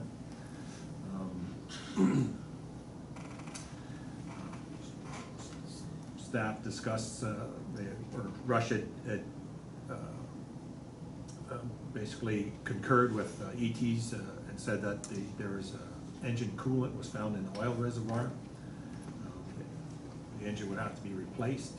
The engine replacement estimate totaled $40,149 plus non-rebated HST.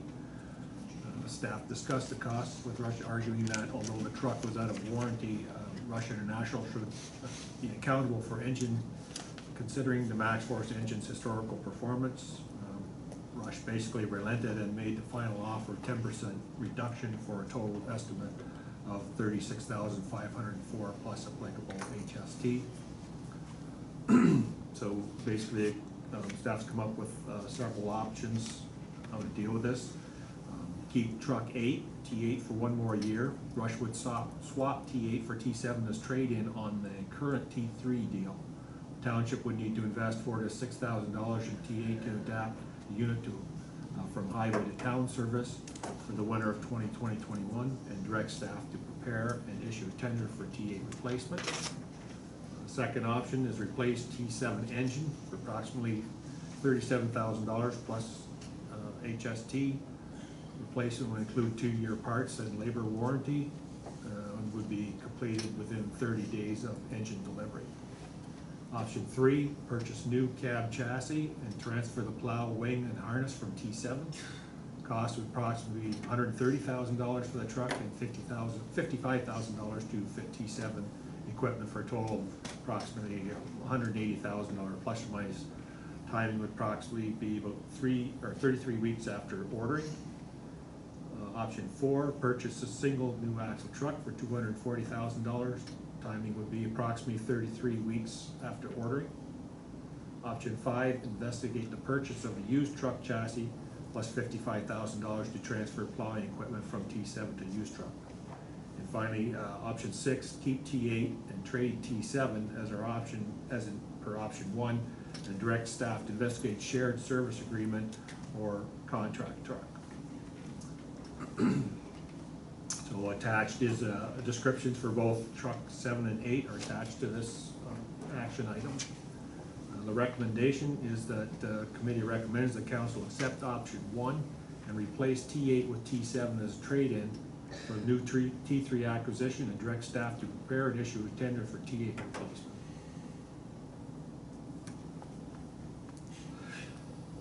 Wow.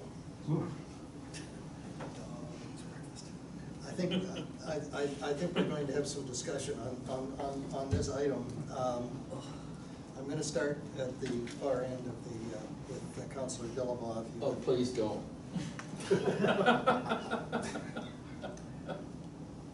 I don't know where to start on this. I mean, 31,000 kilometers, and it just quits.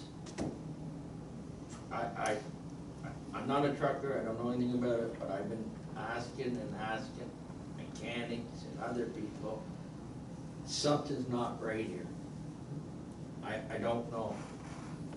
Something, you know, a $40,000 engine. It happened, but again, the PM, where is it? There's something's lacking here, I'm sorry. Something's lacking. I don't know, you know, the option of that is, you know, to tender out, that's not for me. I don't even want to make a decision tonight, actually, on this myself. It's up to you, Mr. Sheriff, but it blows me away. It just blows me away that we're back on, you know, 2 trucks, $50,000, so I guess I'm just gonna listen to other people and maybe get my blood pressure down. But, yeah, I mean, 30,000 just makes me sick, 30,000. Yeah. I was talking to one gentleman, he's got, same year, 200,000 kilometers on it, and doesn't have a wrench on the motor. He has 5 of them. No wrenches, just everyday maintenance.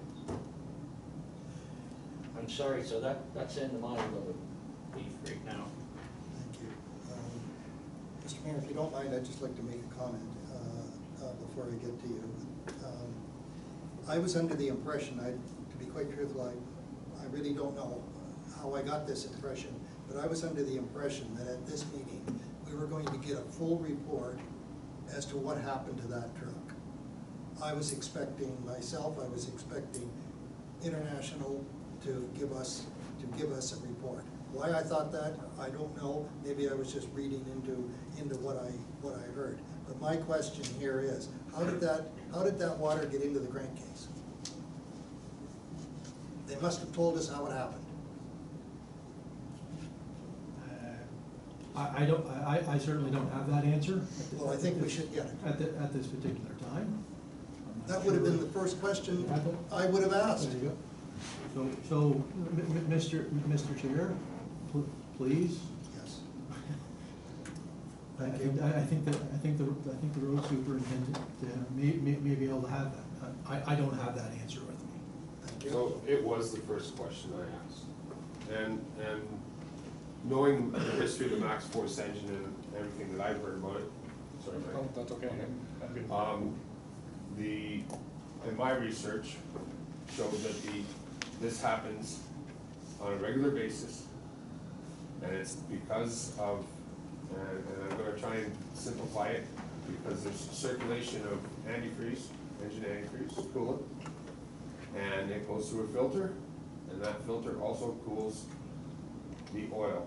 And that's where the cross connect happens, and that's why these engines tend to get, and it has a lot to do with the afterburn,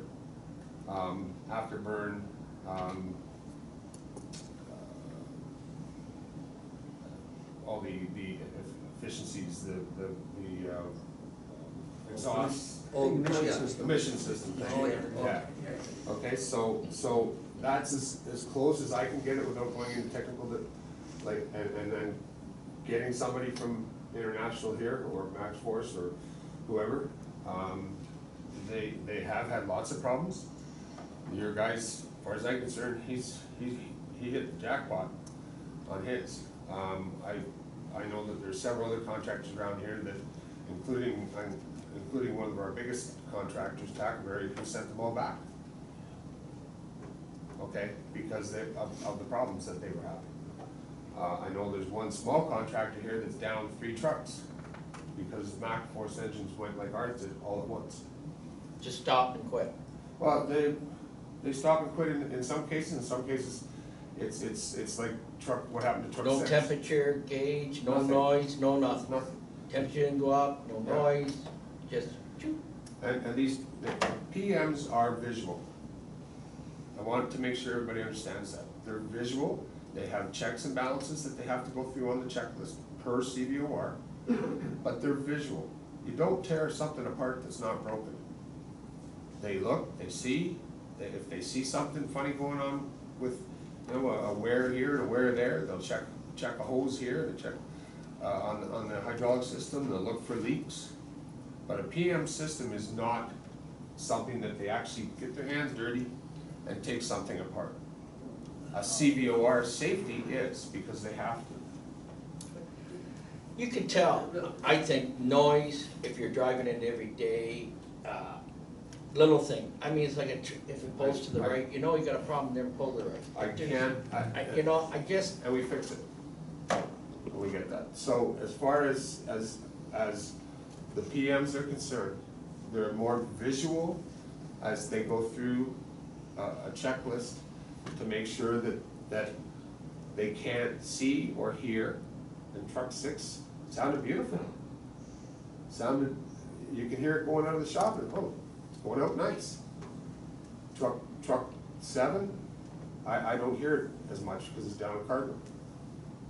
And so yes, you're right, you can hear things. And I know the mayor wants to jump in on something here, but Yeah, I just have, just a follow-up question yeah. to that situation. Normally, when antifreeze gets into an engine, it burns it off out the stacks. As a side. A white smoke is a clear indication there's liquid in the crankcase going through. And I really do have this problem about this filter. A filter that Google it, it's well documented.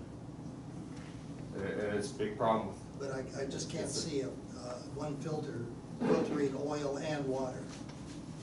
I can see a water filter and I can see an oil filter. Yeah, it's all part of that system that MaxForce came out with, that they've gone away from. They don't even, obviously, it almost bankrupted, so. Not in this case.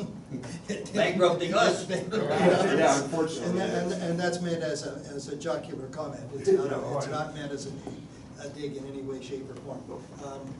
Mr. Mayor, would you mind if I went to Mr. Packwood? He wanted in quite early here, so. If I may, after the lawsuit or the class action states, and they realized these engines are no good at all, what contractors are doing now is they're buying brand new trucks from International or Navistar with no engines.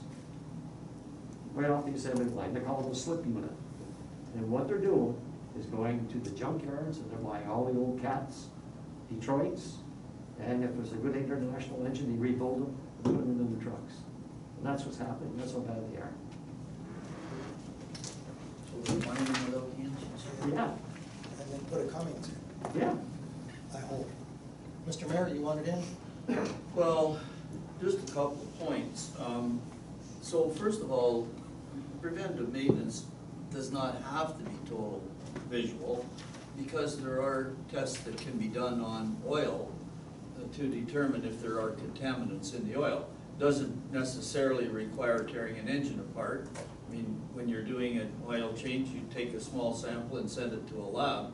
The lab will soon tell you, and the tests are not that expensive, the lab will soon tell you whether or not you got problems with your engine. And it'll detect a whole range of things. That's one thing. The second thing is, and this is where I'm kind of going to hold my hat for tonight.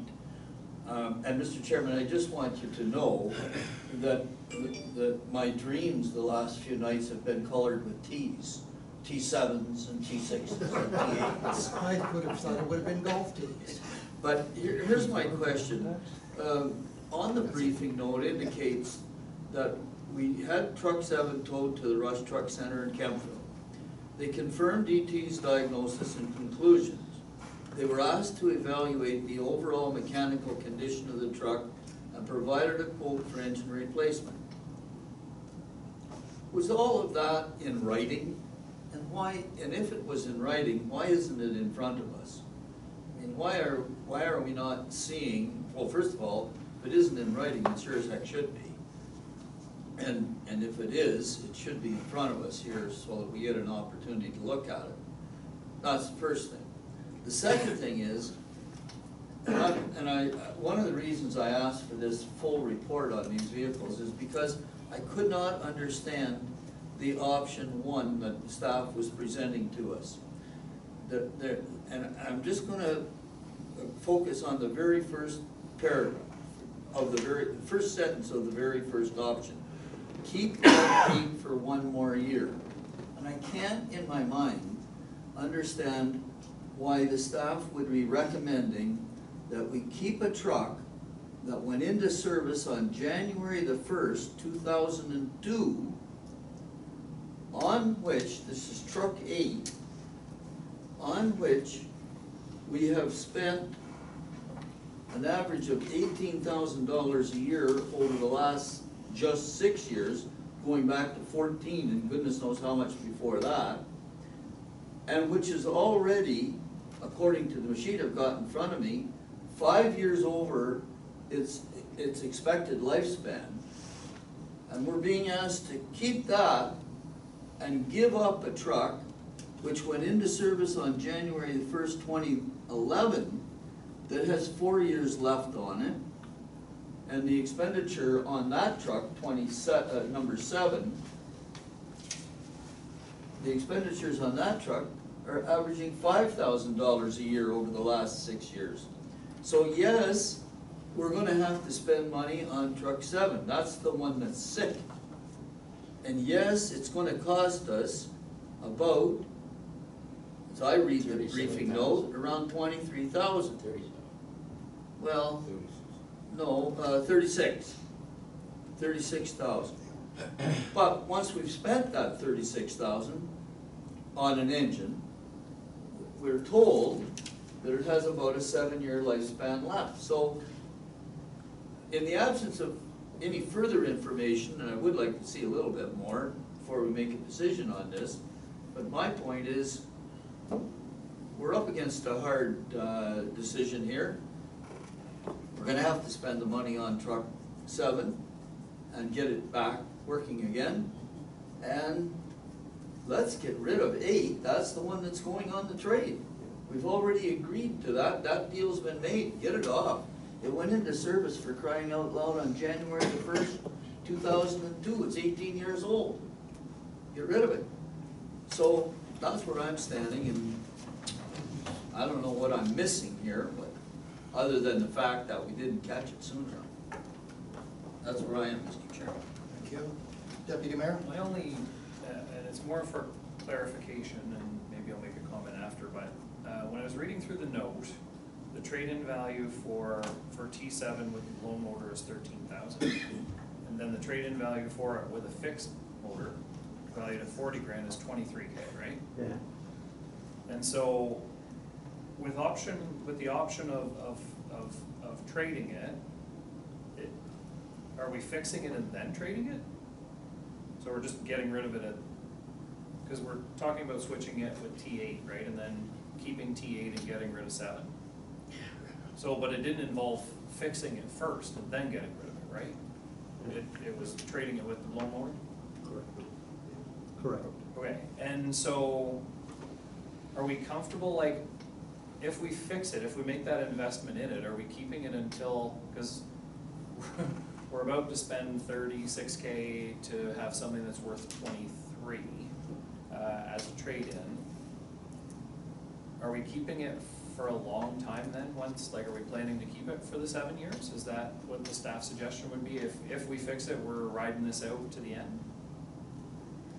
So through the chair, I'll speak to it, since option 1, with respect to that, the decision was made based on that because the average cost per year was about 18,000. Okay, and I get that. We spent 4,000 this year. It's a short-term gamble with respect to replacing the unit in 2021.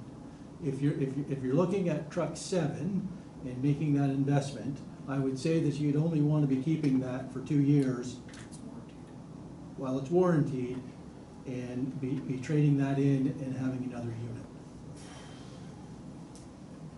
That's just, I guess that's the short, that's the short version. The Reader's Digest version. Mr. Packwood, he wanted in. Yeah, that truck's only got 20,000 miles on it, which is retarded. It's a new truck. I would look into the re-engineing it, not the same engine. So if it costs $50,000 to put a brand new engine in, a Detroit or something, you got a brand new truck. And you got money in the bank. Okay.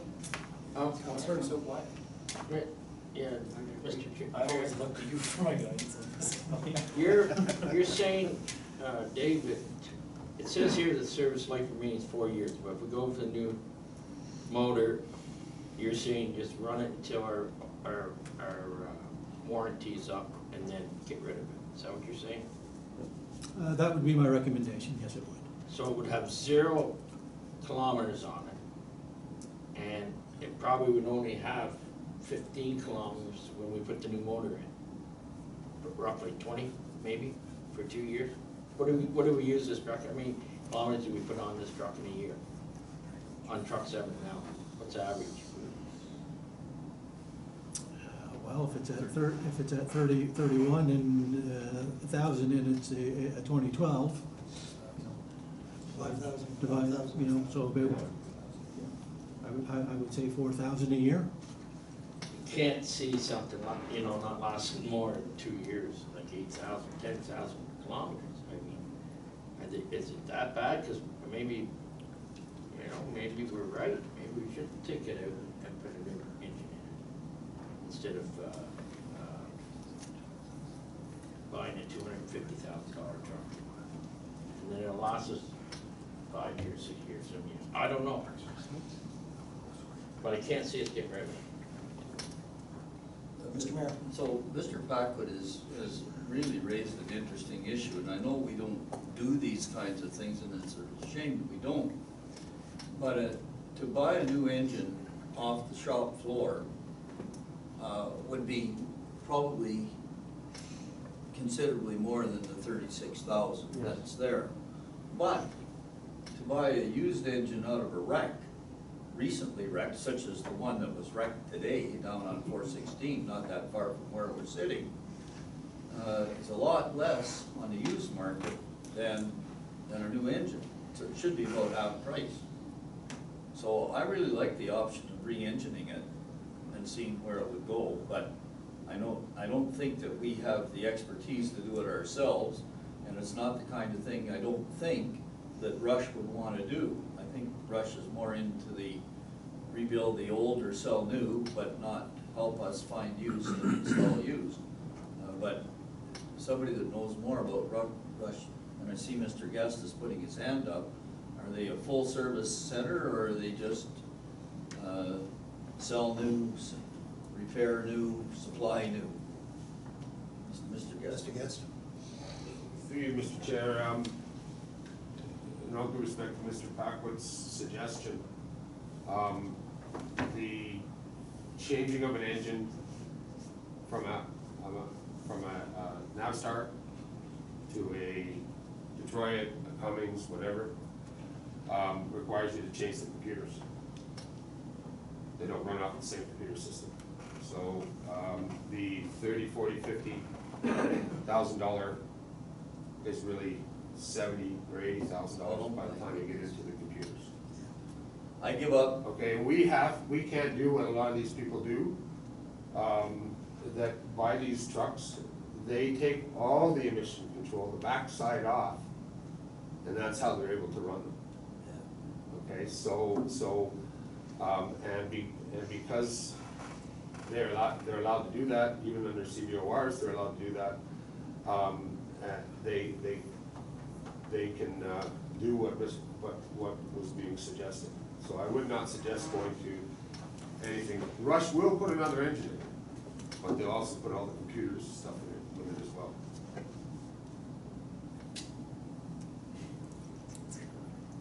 Councillor Hunter? Well, we've been around a lot of things here. The one thing we did, we got a antifreeze, went into this truck and seized it up. I do believe that the maintenance was a little lacking on this truck. Antifreeze doesn't just go into an engine in a day and seize it up. Antifreeze had to be going into that. My experience with checking tractors and stuff, and I've had antifreeze go in them, you pull the dipstick out in the morning and check your oil, you know, whether there's antifreeze in them or not. And I know that truck wasn't sounding very good the last time I heard it. The next time I seen it was sitting on the weigh scale seized up. So I think it should have been caught and seized. That's beside the point. Now the truck's seized up and we need a motor in it. I think the age of the truck, we're well advised to go ahead and put a new motor in it. We're getting a 2-year warranty on it. I don't believe Rush's value that after we put a brand new motor in that truck, that truck's only worth $23,000 on trade-in. Maybe that's all he'll give us on trade-in, but if we run that truck for a year and sent that truck to an auction after a year with a 1-year warranty still on the motor on that truck, you're gonna get a lot more than $23,000. I'd say you probably get $60,000 or $65,000 for got plows and everything on it. And that'd be a big chunk towards buying another new truck. And we keep it and get a new one and replace it in 2023. Gives us a year budget break in between there to get caught back up here. I definitely think it's gotta be traded down the road. It's 5 years old and they haven't got a great reputation, but I think we really, on the budget constraints we're in this year, I don't really see that we have much choice when to get it. I agree with the mayor. Swap and keep a 15-year-old. I'm sure Rush will give us an extra $2,000 or $3,000 on trade-in for it. He's gonna throw a motor in it for $20,000 and turn around and sell that truck for $70,000. So Oh, yeah. Yeah, exactly. The T7, oh, you're right. Yeah. I think, beside the point, I think I'm gonna go back to an old argument I made about 6 years ago when I was sitting in this council chambers, that we look at all our maintenance bills here what our repairs are costing us. And 60% of those repairs is labor. The rest of parts that we're paying a 40 to 50% markup on, if we had our own mechanic and doing it in our own garage, we'd be saving 40% of those parts. I tried to make the argument here a number of years ago, we need to have a bay in our garage down there and have a full-time mechanic on staff doing all our maintenance and looking after. We've got an awful lot of fleet of vehicles here, not just in the roads department. We've got the PUC, we've got the recreation, we've got all kinds of vehicles we're running here, and we're paying big labor costs for doing it. Brockville has a fleet a little bigger than ours. They do service the ambulances up there. They've got 4 full-time mechanics in their garage up there. They're not that much bigger as far as vehicles that they're maintaining. We're paying through the nose. We're paying $100 an hour for mechanic rate. We could have a good top-notch mechanic for $35 an hour. Plus, we set up a parts order our own parts. There isn't a garage around that doesn't add 40% on to every part that we pay.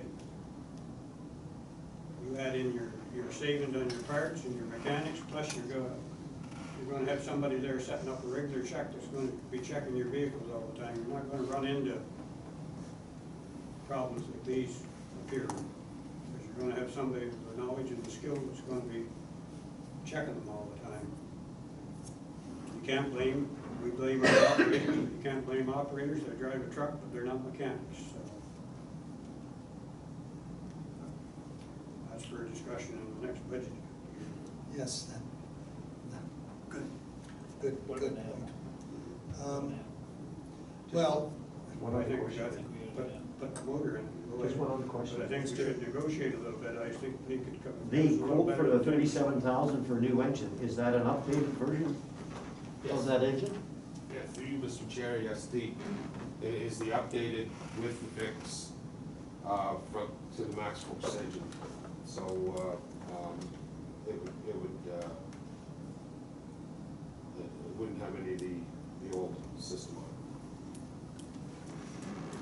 it. Mr. Chairman? yes, go One on. of the things that's bothering me as we go through this discussion is that we're very, very, very oriented and becoming almost completely oriented to this Rush Truck Center. I don't know what the competitors are in the marketplace, but my conclusion is that we have to fix this truck 7. We have to put an engine in it. I'm just not prepared to accept the single offer that we have in front of us from Rush Truck Center, and I would like to see a couple of comparisons. Even if that means that we have to tow it to another shop and get them to do it, to give us a price, and then tow it to a third shop and get them to give us a price. And I don't know where those other two shops are. Just a question, do we have a timeline on how long it would take to swap that engine? Or put a new engine in it, I should say? Did Rush happen to say it would take a week or 2 weeks or anything like that? Once parts are on site, it's 2 to 4 weeks, depending on their workload. We're still in, July. So we have a bit of, We have a some cushion. time, yep. Yes, no, thank you, And, that's exactly the words I wanted to Okay. hear. Thank you. Mr. Chair, just one more thing, Jim, where is the next closest international? It's another Rush Truck Center, which is just down the road here. But we're not gonna go to another Rush. No, there isn't, Rush has the Ontario market. Oh, so it doesn't matter, we tow from Kempful to Rockville to Cornwall. All gonna be It's the all same. Rush. Yeah, until you get into Quebec area or closer to the Quebec border. I know they have one they used to have one in Cornwall, I'm not sure if it's still there, but, and we have had that, just to answer a question up there before, was we did have it at ET, and he can certainly change engines. Yes. And we also have Service Peterbilt, which are fully able to work on all sorts of different engines, and make some models of trucks. And there's also Rockville Truck Center.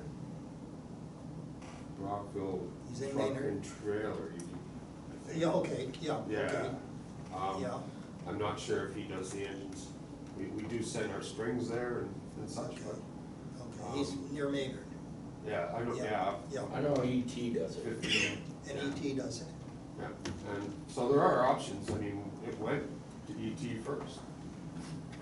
And so I think it is very simple. Do we want to put the money into the truck 7, or do we want to get out of truck 7 and move on to another type? It's going one way or the other. T7. I think the consensus around the table for staff is that we want to keep truck 7. I think the consensus is we're going to have to change the motor, but I'd just like I'd like personally myself, like to see a couple of other quotations or from other individuals, from other garages. And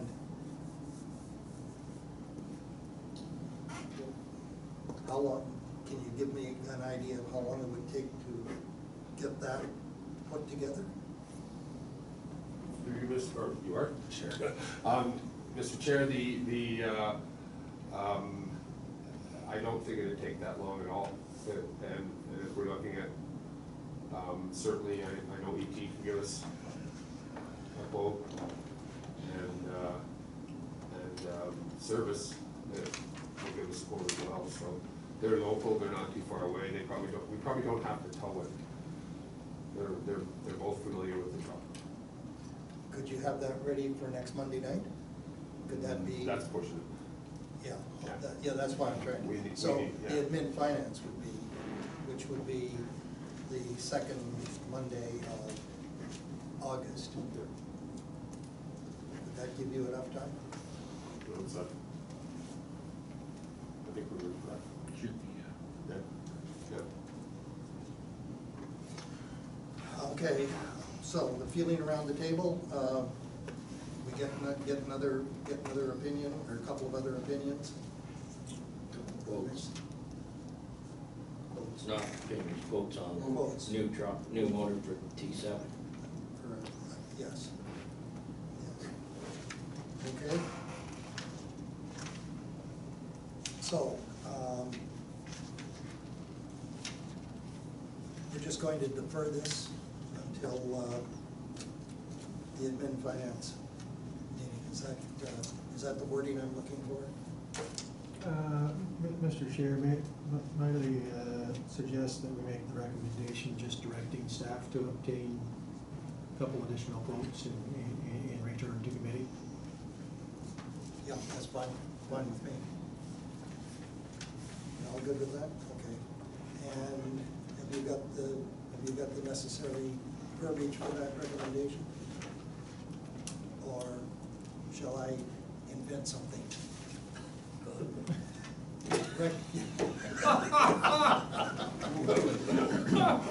Ooh. Amazing. Okay, the committee would recommend that staff proceed with several other opinions on changing the motor in truck T7. Can I have a mover for that? I have a mover. Do I have a seconder? Mr. Packwood, all in favor? Aye. Carried. Thank you.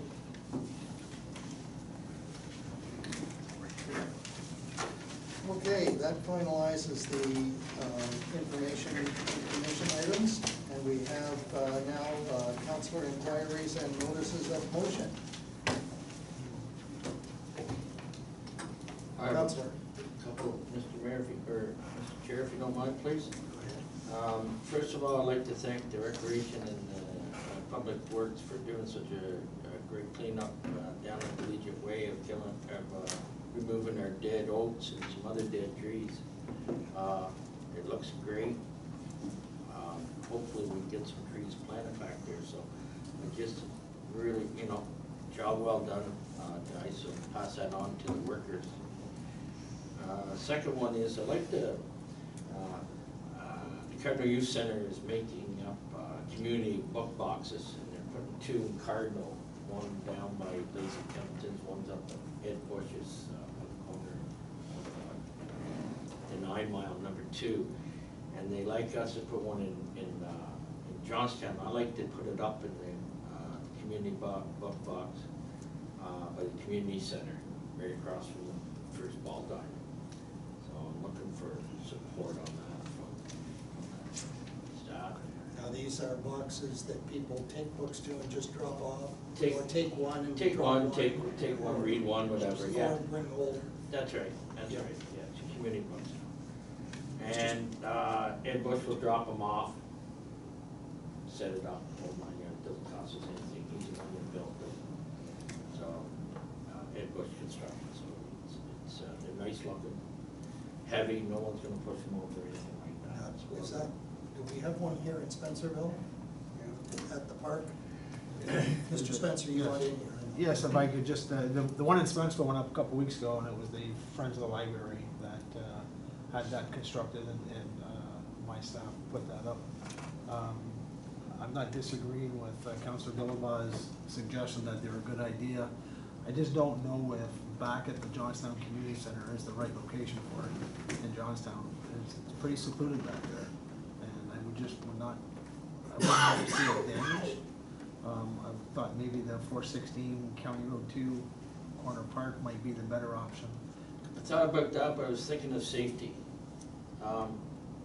Children, mothers and that going in there with strollers, that's used steady up there, especially around Albert Street. With traffic, people coming up, and once you know it, that's my only concern. I like the number 2 myself, but I'm afraid of people, kids walking, young families walking up that highway. Not a lot of, so No, that's that's why fine. I suggested the ballpark crossing there. I found it a little bit better, a little safer. That's why I like it. Perhaps maybe at the school, could we put it on the school property? Well, we have to get permission, it'd be great, or even down where the mailboxes are.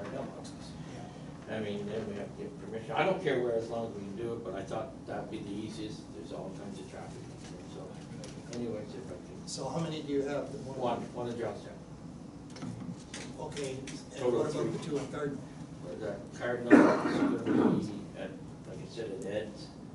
Yes. He's gonna put it in front of Lacey Templeton's on the number 2 highway. Is that gonna cost me? That many.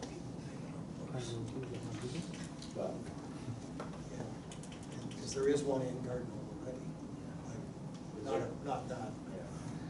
Yeah. Third, anyways, I'd like to get, if we could do that, permission to get that going.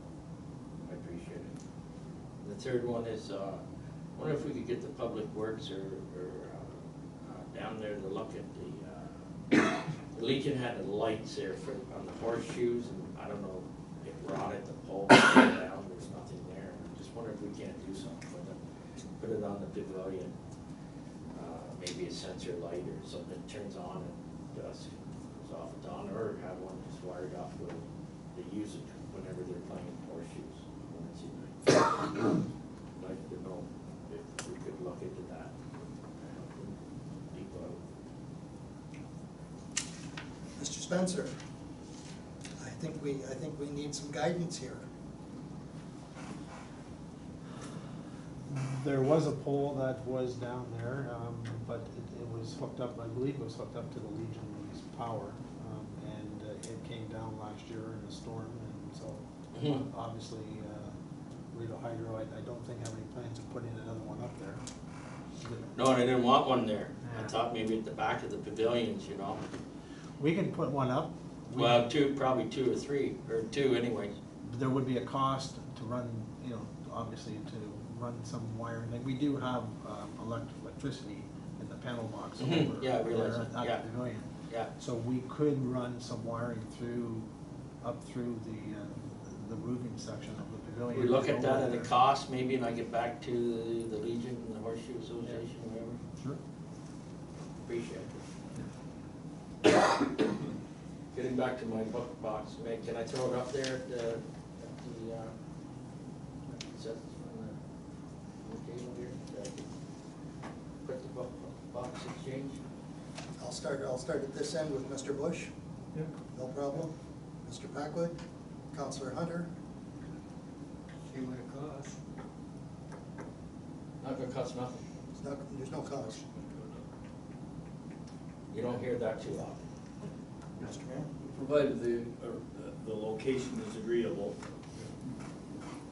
I'll say yes, so yes, they can do that. Maybe, Mike, we could get together and I'll show you, I took a chunk of sod out of there, up there that Friday, where I thought would be a good idea. Thought I saw it missing today on inspection. Did you put concrete in, dude? Oh my God. Thank you. Oh, dear, oh, dear, oh, dear. Okay, have you had your, That's enough for tonight. Deputy Mayor?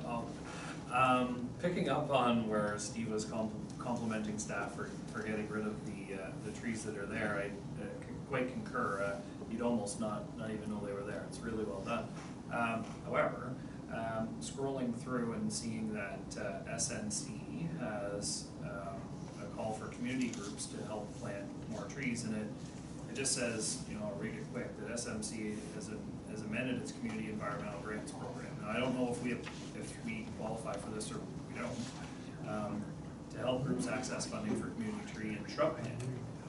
It just goes on to say, since 2015, SNC has awarded over $25,000 through its grant program. Basically, it's saying that most of its events were canceled this year, and they're hoping to use some of that funding to plant more trees in our communities. So, seeing we lost some down there, if SNC is looking for a couple of places and a community group to plant some, maybe we should get lined up and get some trees planted. I'm going to just turn this over to our CAO, because we did have a discussion regarding that. Now, are these mature trees, or are they? It's just what it says. I didn't look into it any further. Okay, because I think staff had the idea that they would be looking at mature trees that we'll say are 3 or 4 years old, to be planted. Well, they're bigger and they've taken and they're on the root. Am I correct, Mr. CAO, in that thought? Thank you, Mr. Chair. Yeah, we're certainly looking at doing some tree planting in the fall.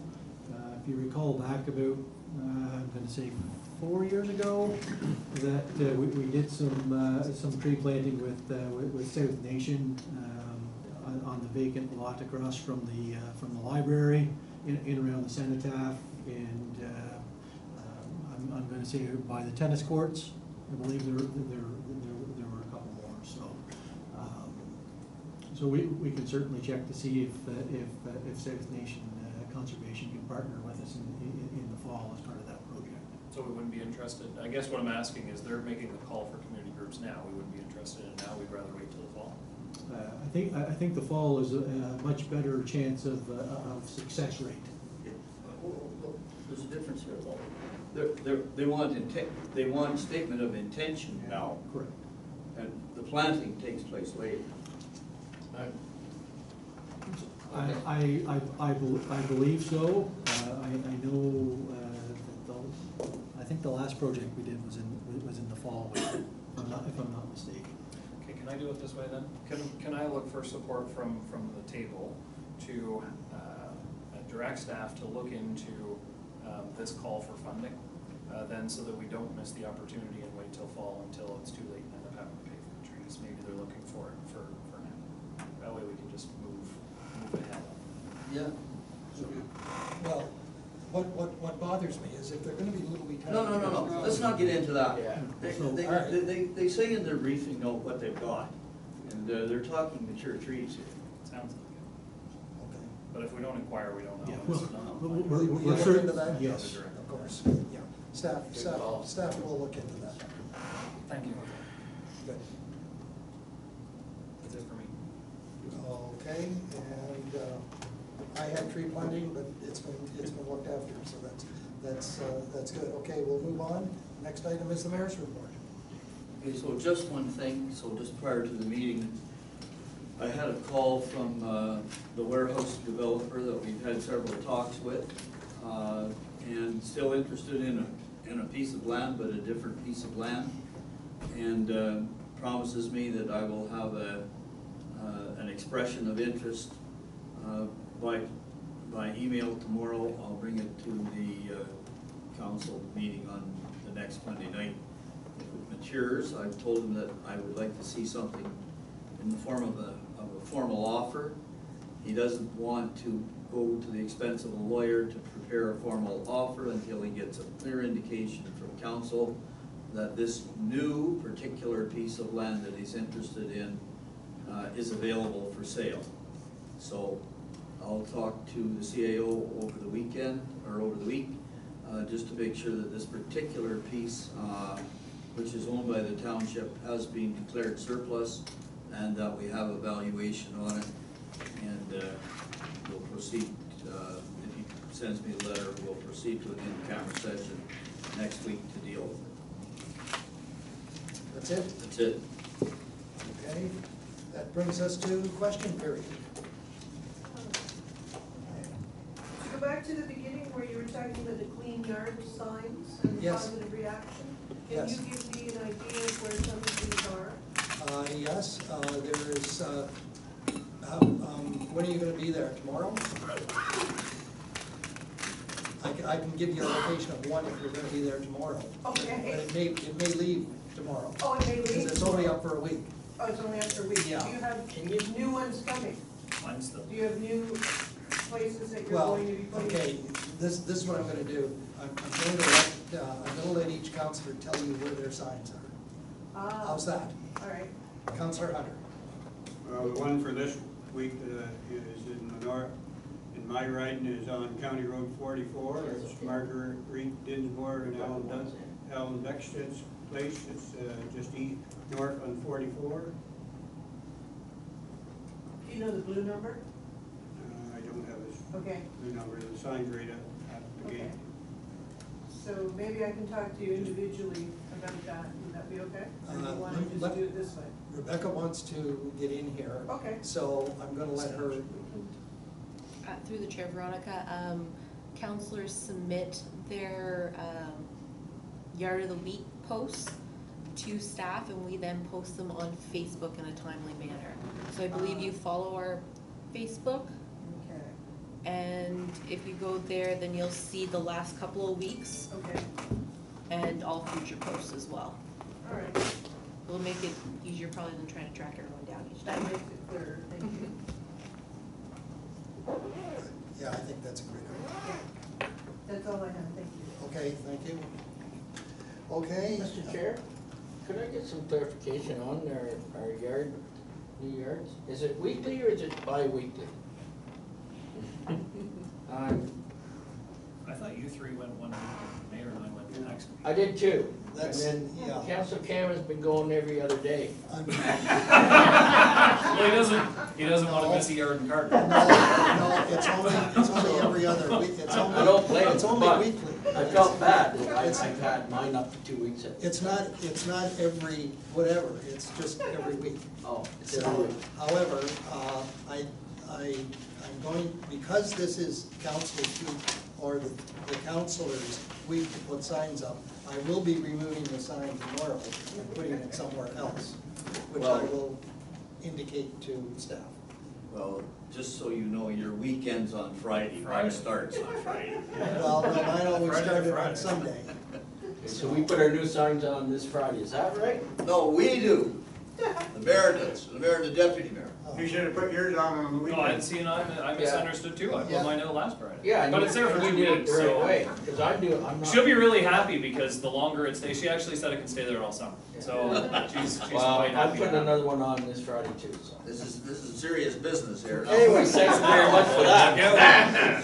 So maybe we could do a follow-up email to clarify start and end dates. Yeah, And that would who's be great. responsible. Yeah, I think so. And if I can I'll But I gotta I'll send do it an email because later. I already told the lady she won, so I gotta get it out. Didn't say when. Maybe staff are gonna have to give you a nap there, so you. That's a wall. I think I'm going to leave question period, and I'm going on to closed session, which we have none. And now we're at adjournment, so I'm looking for a mover. Mr. Packwood and a seconder. Mr. Bush, thank you. All in favor of adjourning? Aye.